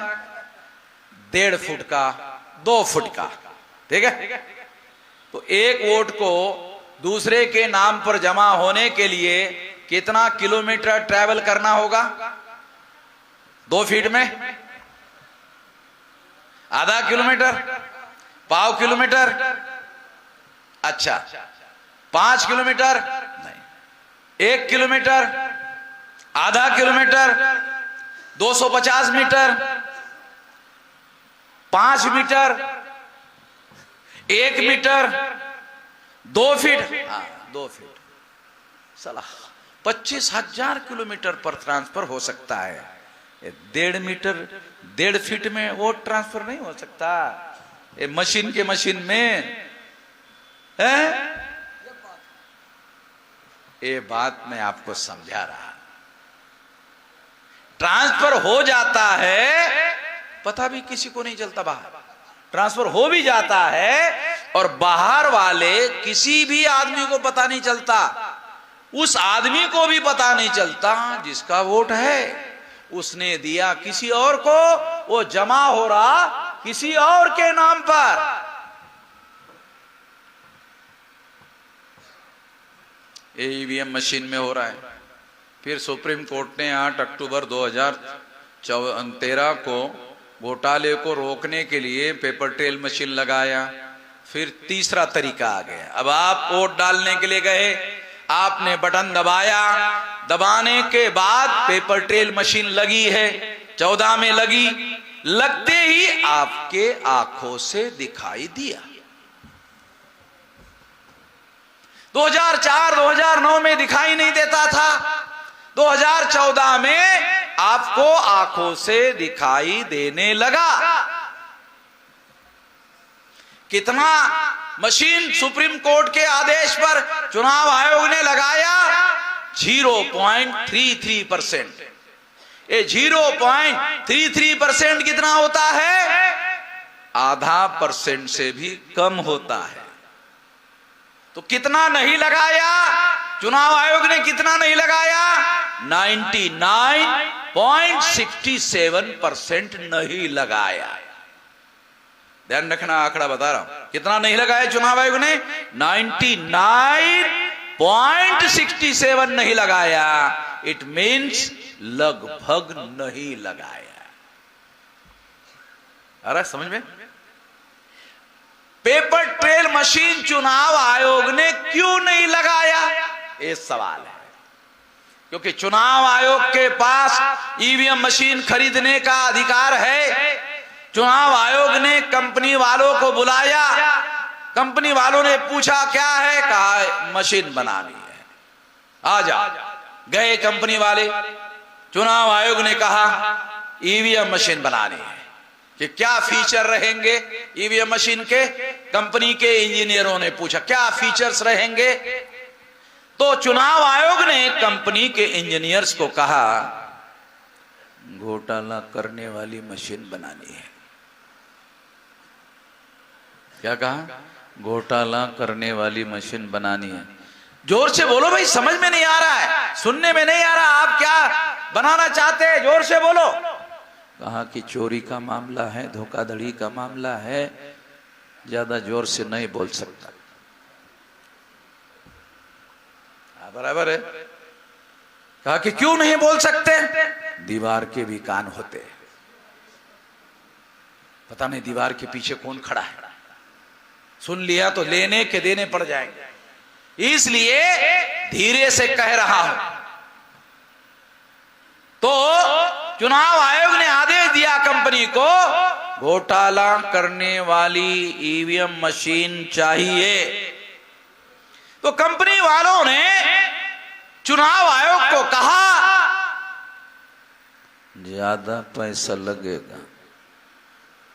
चुनाव आयोग ने पूछा, जोर से बोलो, सुनने में नहीं आ रहा। कहा कि घोटाले का आंकड़ा है, ज्यादा जोर से नहीं बोल सकता। जैसे मशीन घोटाले की है, वैसे मेरा आंकड़ा भी घोटाले का है, ज्यादा जोर से नहीं बोल सकता। 2 नंबर की मशीन है तो 2 नंबर का पैसा बताया। कबूल है? चुनाव आयोग के अधिकारियों को कंपनी वालों ने कहा सस्ती मशीन दे सकते हैं। चुनाव आयोग ने पूछा कैसे? ईमानदार मशीन बनाना चाहते हो? ईमानदार मशीन नहीं चाहिए, नहीं सस्ती देते नहीं चाहिए। क्यों? हमारे जेब से थोड़ी पैसा जा रहा है, चुनाव आयोग के कमिश्नरों के जेब से थोड़ी पैसा जा रहा है। भारत की प्रजा भारत सरकार को टैक्स देती है, बराबर है, टैक्स देती है। आप वो टैक्स जमा होता है भारत सरकार के तिजोरी में, उस पैसे से ईवीएम को खरीदना है, साले हमारे जेब से थोड़ी पैसा जाएगा। गरीब से गरीब आदमी भी टैक्स देता है। टाटा बिरला अंबानी को डॉक्टरों ने कहा, ध्यान से सुनना, टाटा बिरला अंबानी को डॉक्टरों ने कहा नमक जरा कम खाना। टाटा बिरला अंबानी ने डॉक्टर को कहा गरीब समझ रखा है? गरीब समझ रखा है, कम नमक खाने के लिए कह रहे हो? डॉक्टर ने कहा ये कम नमक खाने का, ज्यादा नमक खाने का संबंध गरीबी से नहीं है। तो ज्यादा नमक खाने से ब्लड प्रेशर बढ़ता है, इसलिए कम खाने के लिए बोल रहे हैं। अच्छा, ज्यादा नमक खाने से ब्लड प्रेशर बढ़ता है? ब्लड प्रेशर बढ़ता है। गरीब को कभी कभी सब्जी खाने को नहीं मिलती तो वो नमक के साथ, ज्यादा नमक के साथ रोटी खा लेता है, तो उसका ब्लड प्रेशर क्यों नहीं बढ़ता? टाटा बिरला अंबानी ने डॉक्टर को पूछा गरीब कभी कभी नमक के साथ रोटी खा लेता है तो उसका ब्लड प्रेशर क्यों नहीं बढ़ता? डॉक्टर ने कहा गरीब का ब्लड प्रेशर इसलिए नहीं बढ़ता है, ब्लड होगा तब ना प्रेशर होगा। साला ब्लड ही नहीं, प्रेशर कहां से होगा? ब्लड होगा तब ना प्रेशर होगा, ब्लड ही नहीं, प्रेशर कहां से होगा? आपके शरीर में ज्यादा ब्लड है, इसलिए नमक कम खाने के लिए बोल रहे। तो गरीब से गरीब आदमी भी टैक्स पेयर है। नमक पर टैक्स लगा हुआ है, सेल टैक्स लगा हुआ है, प्रोडक्शन टैक्स लगा हुआ है, दोनों टैक्स गरीब को भी देना पड़ता है, अमीर को भी देना पड़ता है, गरीब को भी देना पड़ता है। तो गरीब से गरीब आदमी भी टैक्स पे करता है, सरकार के तिजोरी में पैसा जमा होता है और उस पैसे से हम ईवीएम खरीदेंगे, इसलिए हमें ईमानदार मशीन नहीं चाहिए। ज्यादा पैसा लगे तो चलेगा, ईमानदार नहीं चाहिए। तो चुनाव आयोग को पहले से मालूम है ईवीएम मशीन घोटाला करने वाली मशीन है, पहले से मालूम। इसलिए चुनाव आयोग ने घोटाला पकड़ने वाली मशीन, पेपर ट्रेल मशीन, एक घोटाला पकड़ने वाली मशीन है। कैसे पकड़ती है चलो ये भी बताओ। आप वोट डालते हो पेपर ट्रेल में, वोट डाला, वोट डालने के बाद स्टैंप लगा कर कागज का टुकड़ा बाहर आता है, 7 सेकंड रुकता है, आपको दिखाई देता है निशान कहाँ लगा है। 7 सेकंड के बाद कटकर बैलेट बॉक्स में गिर जाता है और राम नारायण काउंटिंग शुरू करवाता है। काउंटिंग शुरू होती है, राम नारायण चुनाव ईवीएम मशीन के रिकॉर्ड से चुनाव हार जाता है।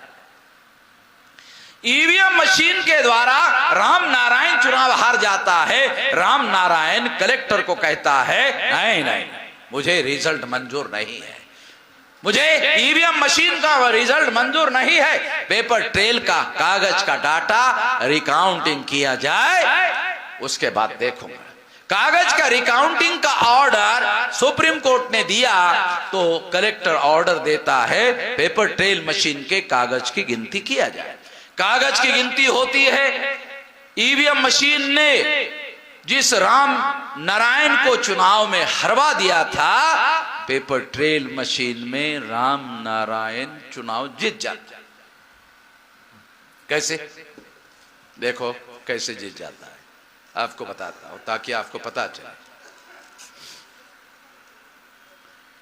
जब आप पेपर ट्रेल मशीन में वोट डालने के लिए जाते हो, कागज का टुकड़ा बाहर आता है, 7 सेकंड रुकता है, स्टैंप लगता है, आपने कमल के फूल पर लगाया, पंजे पर लगाया, साइकिल पर लगाया, हाथी पर लगाया, स्टैंप लगा है, मोहर लगी है, निशान लगा है।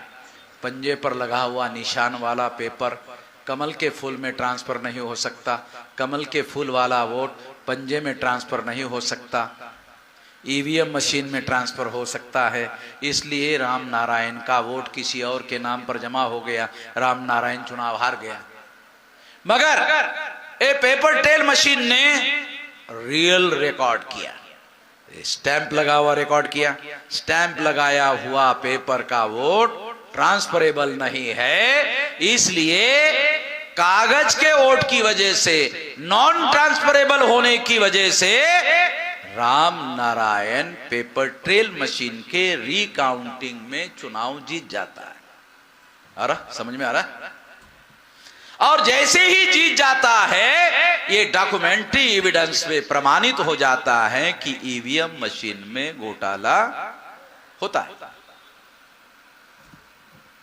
क्योंकि ईवीएम मशीन में उसका वोट दूसरे के नाम पर ट्रांसफर किया। ये बात पेपर ट्रेल मशीन ने डॉक्यूमेंट्री एविडेंस के आधार पर प्रमाणित कर दिया, इसलिए पेपर ट्रेल मशीन घोटाला पकड़ने वाली मशीन है। अगर ईवीएम मशीन घोटाला करने वाली मशीन है तो पेपर ट्रेल मशीन घोटाला पकड़ने वाली मशीन है। तो चुनाव आयोग को दोनों मालूम था ईवीएम घोटाला करने वाली है, क्योंकि वो खुद ही खरीदता था, पेपर ट्रेल घोटाला पकड़ने वाली है, इसलिए चुनाव आयोग ने 0.33% लगाया, कम से कम लगाया, आधा % से भी कम लगाया। क्यों? ताकि ईवीएम मशीन का घोटाला पकड़ में ना आए। 2014 में, 2015 में, 2016 में चुनाव आयोग ने पेपर ट्रेल मशीन लगाए नहीं। जैसे लगाया मैंने आपको बताया, जब नहीं लगाया तो मैं सुप्रीम कोर्ट में गया। मैं सुप्रीम कोर्ट में गया, इसका आपको सबूत देता हूं।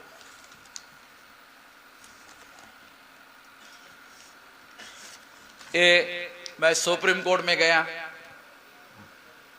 सुप्रीम कोर्ट ने 24 अप्रैल 2017 को मेरे फेवर में निर्णय दिया। मैंने क्या केस लेकर गया? हमने सुप्रीम कोर्ट को कहा, जज साहब आपने 8 अक्टूबर 2013 को घोटाला पकड़ने वाली मशीन लगाया, मगर चुनाव आयोग घोटाला पकड़ने वाली मशीन नहीं लगा रहा है, इसलिए घोटाला पकड़ में आएगा कैसे? घोटाला पकड़ने वाली मशीन जब तक नहीं लगाई जाएगी तब तक फ्री फेयर एंड ट्रांसपेरेंट चुनाव हो नहीं सकता। इसलिए आपसे अनुरोध है कि ये पेपर ट्रेल मशीन, घोटाला पकड़ने वाली मशीन लगाने का आदेश दिया जाए। सुप्रीम कोर्ट ने मेरे फेवर में 24 अप्रैल 2017 को निर्णय दिया कि 2019 में होने वाले लोकसभा चुनाव में 100% पेपर ट्रेल मशीन लगाने का आदेश दिया। ए सुप्रीम कोर्ट का ऑर्डर। 13 लाख 13.5 लाख खरीदी करने का काम 16.5 लाख पेपर ट्रेल मशीन खरीदी गई, मैंने खरीद करवाई। 13.5 लाख मशीनों को चुनाव में पेपर ट्रेल मशीन ईवीएम को लगाने का काम हुआ, मेरी वजह से हुआ। ए सुप्रीम कोर्ट ने ऑर्डर दिया, ए मैंने लगवाया। किसी अखबार में खबर छापी है? टीवी वालों ने कोई खबर छापी? इतनी बड़ी, इतना बड़ा खबर छापी? किसी अखबार ने खबर नहीं छापी, किसी टीवी वालों ने खबर नहीं छापी। आपके संत कबीर नगर में मेंदावल में अगर पंडित जी 4-5 बार टट्टी को जाए ना, खबर आती कि पंडित जी को टट्टी लग गई, खबर आ जाती ये पंडित जी को टट्टी लग गई। पंडित जी को टट्टी लग गई उसकी खबर बनती है, मगर ईवीएम मशीन 13.5 लाख मशीनें हमने लगाई, इसकी कोई खबर।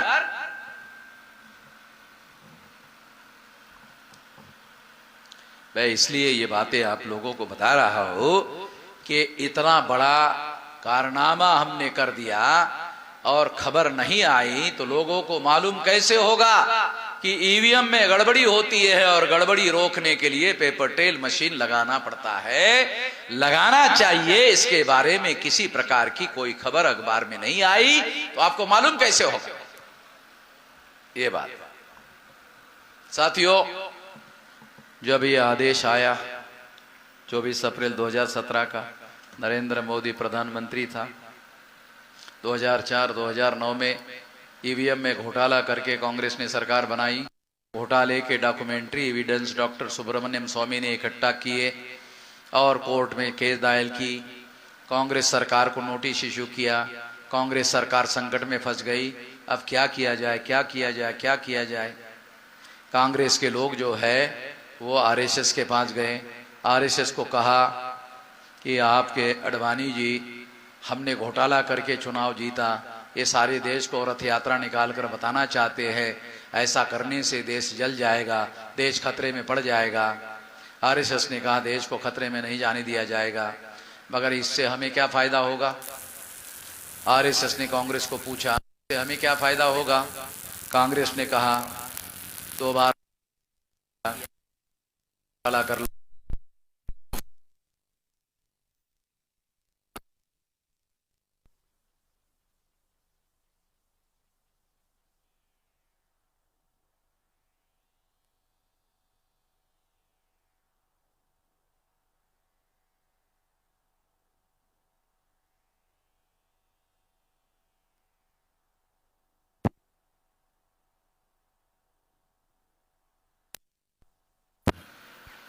हेलो, हाँ ठीक है।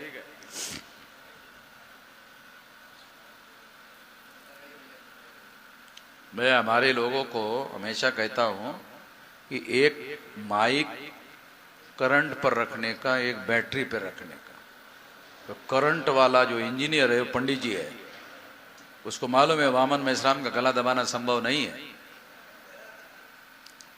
मगर इसलिए वो क्या करता है, बिजली का गला दबाता है। तो मेरी आवाज आपके तक पहुंचती नहीं, इसलिए मैं अपने लोगों को बोलता हूं अरे बैटरी रखो, बैटरी रखो भाई, और दूसरा माइक बैटरी पे रखो। अगर एक माइक का करंट आपने काट दिया, दूसरा माइक बैटरी पे चल रहा है, आवाज बंद ही नहीं होगा, पता ही नहीं चलेगा। हमारे लोगों को होशियारी से काम लेना चाहिए। पंडितों के विरोध में लड़ाई लड़ना है तो होशियारी से काम लेना पड़ेगा। Those who provide a better guts and better brain, they will be success. कोई भी हैरिया गहरिया नत्थु खैरिया सफल होने वाला नहीं है।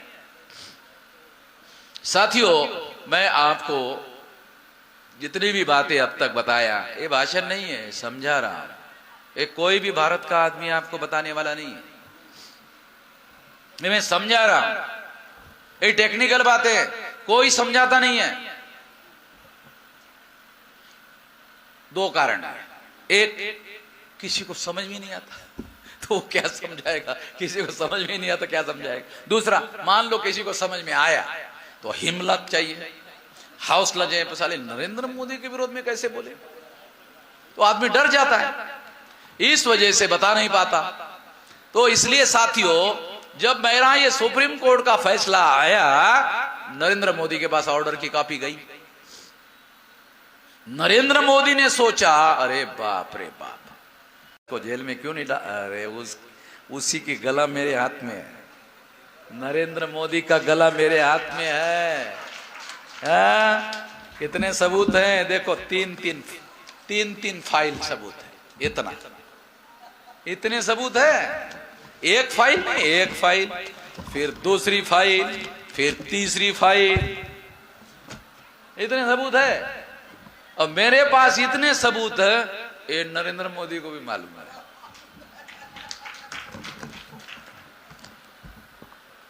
नरेंद्र मोदी को मालूम है वामन मेश्राम से पंगा लेना का देना पड़ जाएगा। मैं तो गुजरात में भी जाके जेल से होके आया, गुजरात में भी जेल में जाके आया हूं। पुलिस वालों को कहा मेरे को अरेस्ट क्यों नहीं कर रहे हो भाई, हैं करो, नहीं किया, मैं खुद ही जेल में चला गया। आप लोगों को मालूम नहीं होगा, मैं खुद दिल्ली से फ्लाइट पकड़कर अहमदाबाद गया, अहमदाबाद के चांदखेड़ा पुलिस चौकी में मैंने खुद ही जाकर अपने को अरेस्ट करवाया। तो इस तरह से एक काम जो है हम लोगों ने किया, जेल में जाने के लिए हम किसी प्रकार का, वहां नागपुर में आरएसएस के हेडक्वार्टर पर गया, वहां पुलिस वाले मुझे पकड़ कर लेके गए, डिटेन किया, है ना, रिकॉर्ड है ना। फिर उनको जब 3.5 लाख लोगों का मजमा इकट्ठा हो गया नागपुर में, तो 10 गाड़ियों में बिठाकर सम्मान के साथ मुझे घर में वापस भेजना पड़ा। ये सारा रिकॉर्ड है टीवी पर। साथियों, मैं ये जितनी दुख भरी कहानियां आपको बता रहा हूं, एक और बात आपको बताना चाहूँ, क्योंकि कोई खुशी की बात आपको सुनने को मिल नहीं रही है।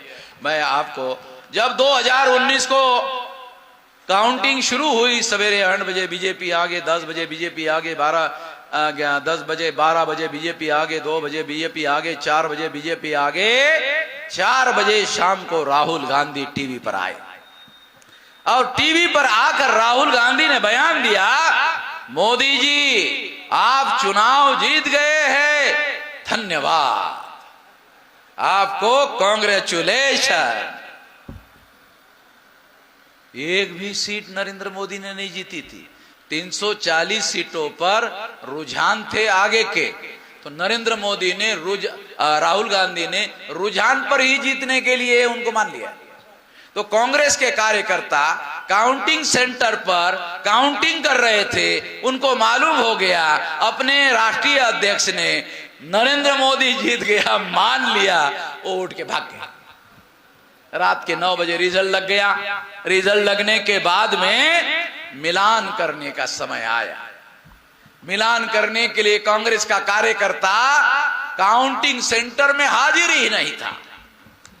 तो हमने बामसेफ के हमारे कार्यकर्ता जो काउंटिंग में हाजिर थे उनको पूछा, अरे मिलान कैसे किया, ये सुप्रीम कोर्ट का ऑर्डर है, कैसे मिलान किया? तो हमारे लोगों ने बताया, खाना पूर्ति कर दिया। खाना पूर्ति समझते हो? कागज में आंकड़ा का मिलान कर दिया, भेज दिया चीफ इलेक्शन कमिश्नर। बराबर है ना? ये अधिकारी रहे, इनको मालूम है खाना पूर्ति। मार्च महीने में खाना पूर्ति हर साल करनी पड़ती है। मार्च महीने में एक कागज में खाना पूर्ति करके आंकड़े मिला करके हर साल भेजने पड़ते हैं। तो खाना पूर्ति करके चीफ इलेक्शन कमिश्नर को भेज दिया, ये मिलान हो गया। और इस तरह से साथियों, मेरा जो ऑर्डर, रिकाउंटिंग का ऑर्डर था, जो 200% गारंटी से घोटाला पकड़ने वाला ऑर्डर था, वो ऑर्डर को साइड ट्रैक किया गया और 2019 के चुनाव में नरेंद्र मोदी को दोबारा घोटाला करके चुनवाया गया। 2014 में नरेंद्र मोदी घोटाला करके प्रधानमंत्री बने, 2019 को नरेंद्र मोदी घोटाला करके प्रधानमंत्री बने, दो बार नरेंद्र मोदी घोटाला करके प्रधानमंत्री बने। अडवाणी और अटल बिहारी दो बड़े नेता मिलकर चुनाव कैंपेन चलाते थे। 186 से ज्यादा सीटें कभी नहीं जितवा पाए। अकेले नरेंद्र मोदी 303 सीटें जितवा लिया, अकेले, दोनों मिलके। अडवाणी अटल बिहारी, अरे बाप रे, बहुत बड़के नेता थे, दोनों मिलके कैंपेन चलाते थे। 186 से ज्यादा सीटें नहीं जितवा पाए, नरेंद्र मोदी ने अकेले 303 सीटें जितवाई। ये सारा का सारा ईवीएम के द्वारा किया हुआ फ्रॉड था, चमत्कार था, ये बात प्रमाणित की जा सकती है। रोका कैसे जाए? पहली बात, ईवीएम में घोटाला होता है, हमारे SC ST OBC माइनॉरिटी के तमाम लोगों को इस पर यकीन नहीं है। वो हमको कहते हैं ये मशीन में कैसे घोटाला होता है, मशीन कैसे घोटाला करती है। जब तक आदमी उसमें हस्तक्षेप ना करे, आदमी हस्तक्षेप कर रहा है ना, चुनाव आयोग हस्तक्षेप कर रहा है, मशीन अपने आप धोखाधड़ी नहीं कर सकती, ये बात बराबर है, मगर मशीन में आदमी हस्तक्षेप कर रहा है, चुनाव आयोग हस्तक्षेप कर रहा है, इस वजह से ये घोटाला हो रहा है। तो इस तरह से सबसे पहले तो लोगों को जगाना, इसको रोकना है तो जगाना होगा, तो जगाने का काम शुरू कर दिया 365 दिन। दूसरा काम, और हमने चुनाव आयोग को लिख कर दिया, ये ईवीएम मशीन ईमानदार होनी चाहिए। लाओ, जब बेईमानी वाली मशीन ला सकते हो तो ईमानदारी वाली भी ला सकते हो, लाओ, फुल प्रूफ मशीन लाओ, और फुल प्रूफ मशीन लाओ तो इसके लिए निगरानी नियंत्रण की व्यवस्था करो।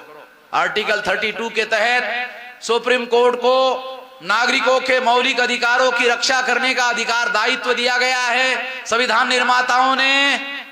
तो वोट का अधिकार एक्सप्रेशन का अधिकार है, फंडामेंटल राइट है। तो आर्टिकल 32 के तहत सुप्रीम कोर्ट को हमारे अधिकार की रक्षा करना होगा। तो इसका जिम्मा सुप्रीम कोर्ट पर है। सुप्रीम कोर्ट चुनाव पर निगरानी नियंत्रण निर्देशन करने के लिए 3 जज का पैनल बनाए, निगरानी करे। गलती होने के 5 साल बाद कहे गलती हो गई, नहीं, गलती होने ही ना दे, रोके, प्रिवेंटिव मेजर ले। एक तो ये कर सकता है। दूसरा, नागरिकों का पैनल बनाया जाए राष्ट्रीय स्तर पर, राज्य स्तर पर, लोकसभा चुनाव के स्तर पर, विधानसभा चुनाव के स्तर पर, और इस तरीके से नागरिकों का पैनल बनाया जाए कि हर ईवीएम मशीन को लगाने के पहले उसको जांच किया जाए। अगर ऐसा किया जाता है तो घोटाला नहीं होगा। चुनाव आयोग ऐसा करे, नहीं करता है, भारत बंद करेंगे।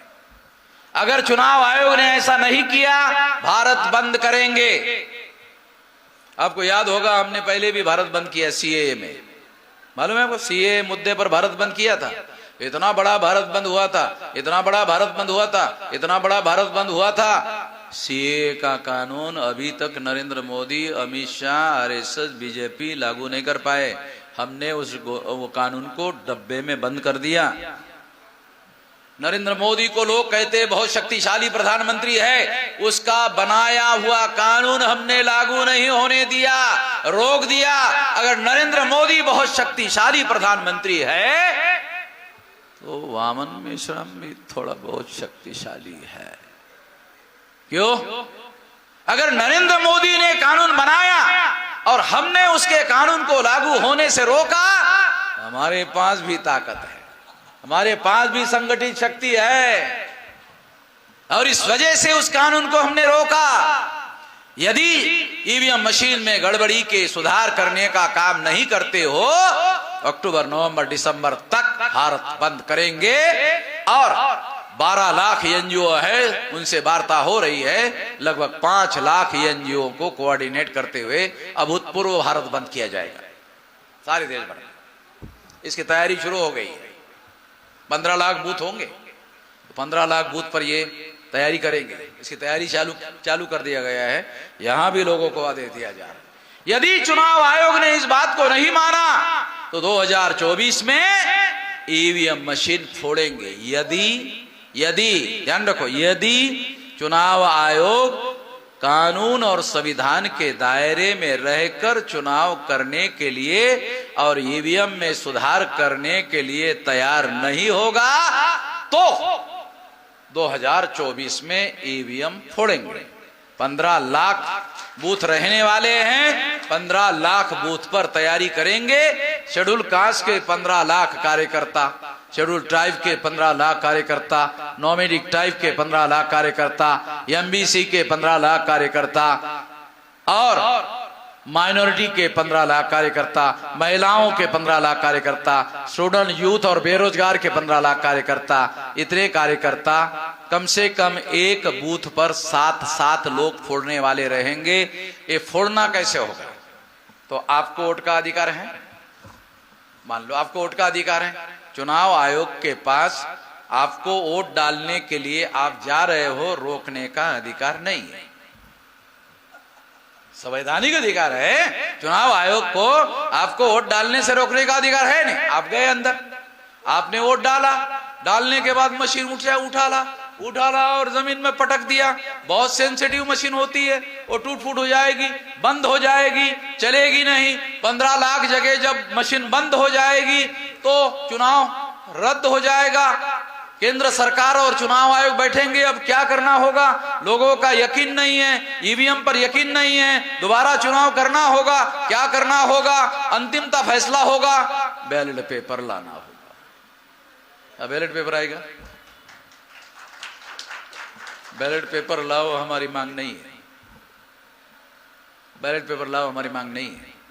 ईवीएम ईमानदारी से लगाओ, नहीं लगाते हो तो फिर तो बैलेट पेपर आएगा, एसी में आएगा, क्योंकि हम चुनाव ये ईवीएम मशीन फोड़ेंगे, हर हालत में फोड़ेंगे। तो मैंने जब कहा फोड़ेंगे तो मेरे एक मित्र का टेलीफोन आया, मेश्राम जी आप जगाने का काम कर रहे हो, ऐसी जानकारी कोई भी नहीं दे रहा है, बहुत अच्छा काम कर रहे हो, मगर जब आपने फोड़ने की बात कही तो मेरे मन में ख्याल आया कि आपको बता दूं जेल होगा। उन्होंने मुझे कहा कि आपको जेल होगा।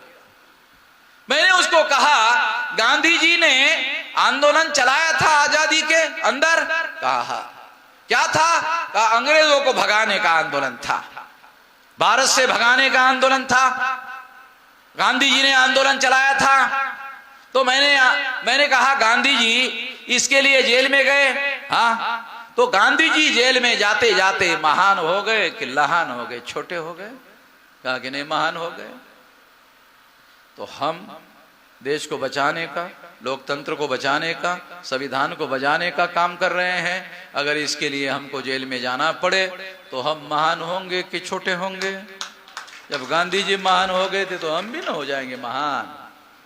गांधी जी महान हो गए थे, उन्होंने अंग्रेजों को कहा भारत छोड़ो, कहा था 9 अगस्त 1942 को गांधी जी ने अंग्रेजों को कहा भारत छोड़ो। हम कहेंगे पंडितों भारत छोड़ो। पंडितों को चेतावनी दे रहा हूं, कबीर ने भी दिया था, मैं भी दे रहा हूं। अगर आप हमको जेल में डालोगे तो हमें कौन सा डर? हम कोई साला चोरी चकारी ठगी करके जा रहे हैं, देश की रक्षा करने के लिए जा रहे हैं, और इससे सारे देश भर में हमारा आंदोलन और फैल जाएगा। जब मैं गुजरात के नरेंद्र मोदी के गुजरात में जेल में गया, खुद चलकर गया, तो असिस्टेंट पुलिस कमिश्नर मेरे पास आकर कुर्सी डाल के बैठ गए, कहने लगा मुझे, क्या कहने, आज तो आप हीरो हो गए। तो मैंने कमिश्नर को कहा कि गांधी जी जब जेल में जाते जाते हीरो हो गए थे, हम हो गए तो आपको मिर्ची क्यों लग रही है? कहा कि नहीं, मिर्ची नहीं लग रही है, आपके लोगों का, कार्यकर्ताओं का सारे देश भर से टेलीफोन आ रहा, तब पता चला, अरे बाप रे बाप, वामन मिश्रा इतना बड़का नेता है। तो इसलिए दूसरे जगह पर हम हैं, फिर भी आपको मिलने के लिए आए हैं। साथियों, हम ये देश में चोरी चकारी ठगी का मामला नहीं कर रहे हैं, देश को बचाने का, क्योंकि संविधान में शांतिपूर्ण बदलाव की व्यवस्था है। अगर तुम ईवीएम का इस्तेमाल करके शांतिपूर्ण बदलाव को रोकने का काम करोगे तो देश में हथियारबंद आंदोलन चलेगा, हथियारबंद आंदोलन चलेगा, देश खतरे में पड़ेगा। देश को बचाने के लिए चला रहा हूं, एक कानून के विरोध में, संविधान के विरोध में है, संविधान को बचाने के लिए चला रहा हूं। ये लोकतंत्र के साथ धोखाधड़ी है, षड्यंत्र है, संविधान लोकतंत्र को बचाने के लिए चला रहा हूं। इसलिए आप सभी लोगों को अनुरोध है कि यदि जब मैंने ऐसे कहा ईवीएम मशीन फोड़ेंगे, रक्षा के लिए फोड़ेंगे, तो पुणे के पास नगर जिला है, वहां के मेरे कार्यकर्ता ने मशीन फोड़ दी। मैंने उसको पूछा, अरे अकेले ने क्यों फोड़ा? हम 15 लाख मिलकर फोड़ने वाले थे, अकेले ने क्यों फोड़ा?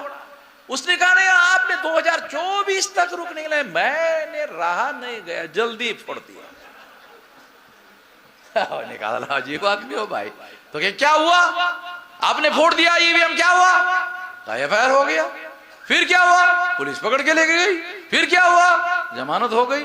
फिर क्या हुआ? केस चली। फिर क्या हुआ? जज ने पूछा क्यों फोड़ा? तो मैंने कहा क्या बताया? वामन मेश्राम का नाम लिया। मैंने कहा मेरा नाम वहां क्यों लिया? कहा कि ये कॉपी दिया था ना सुप्रीम कोर्ट वाली, तो ये मैंने जज साहब को दिखाया कि जज साहब, ये वामन मेश्राम ने दिखाया था कि क्या है? का सुप्रीम कोर्ट का निर्णय है। वामन मेश्राम ने बताया कि क्या है? कि ईवीएम में घोटाला होता है। अच्छा, ईवीएम में घोटाला हो? सुप्रीम कोर्ट का? लाओ मेरे पास लाओ। कौन सी भाषा में? का अंग्रेजी में। तू ये पढ़ा क्या? मेरे को तो मराठी नहीं आती है, अंग्रेजी कहां से आएगी? तो मेरे पास लाओ।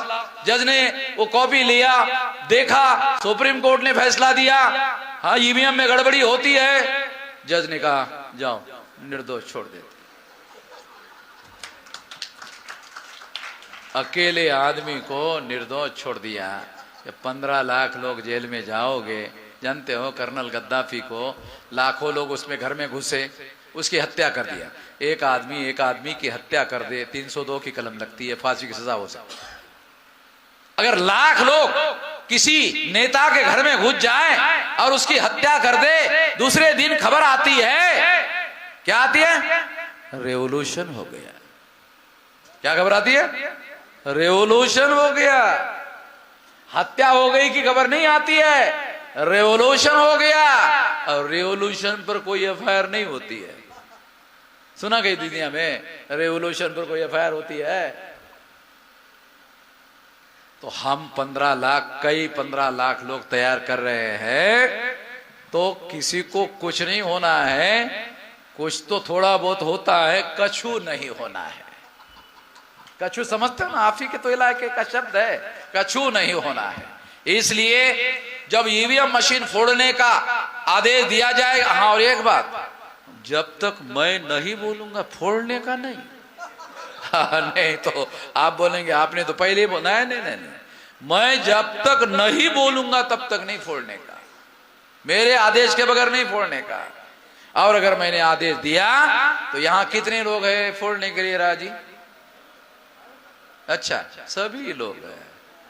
जो नहीं होंगे तो मैंने सोचा था उनको देशद्रोही घोषित कर देता। सभी लोग राजी है, इसलिए उनको देशभक्त घोषित किया जाता है। आपने मेरी बात ध्यान से सुनी, इसलिए आभार, धन्यवाद।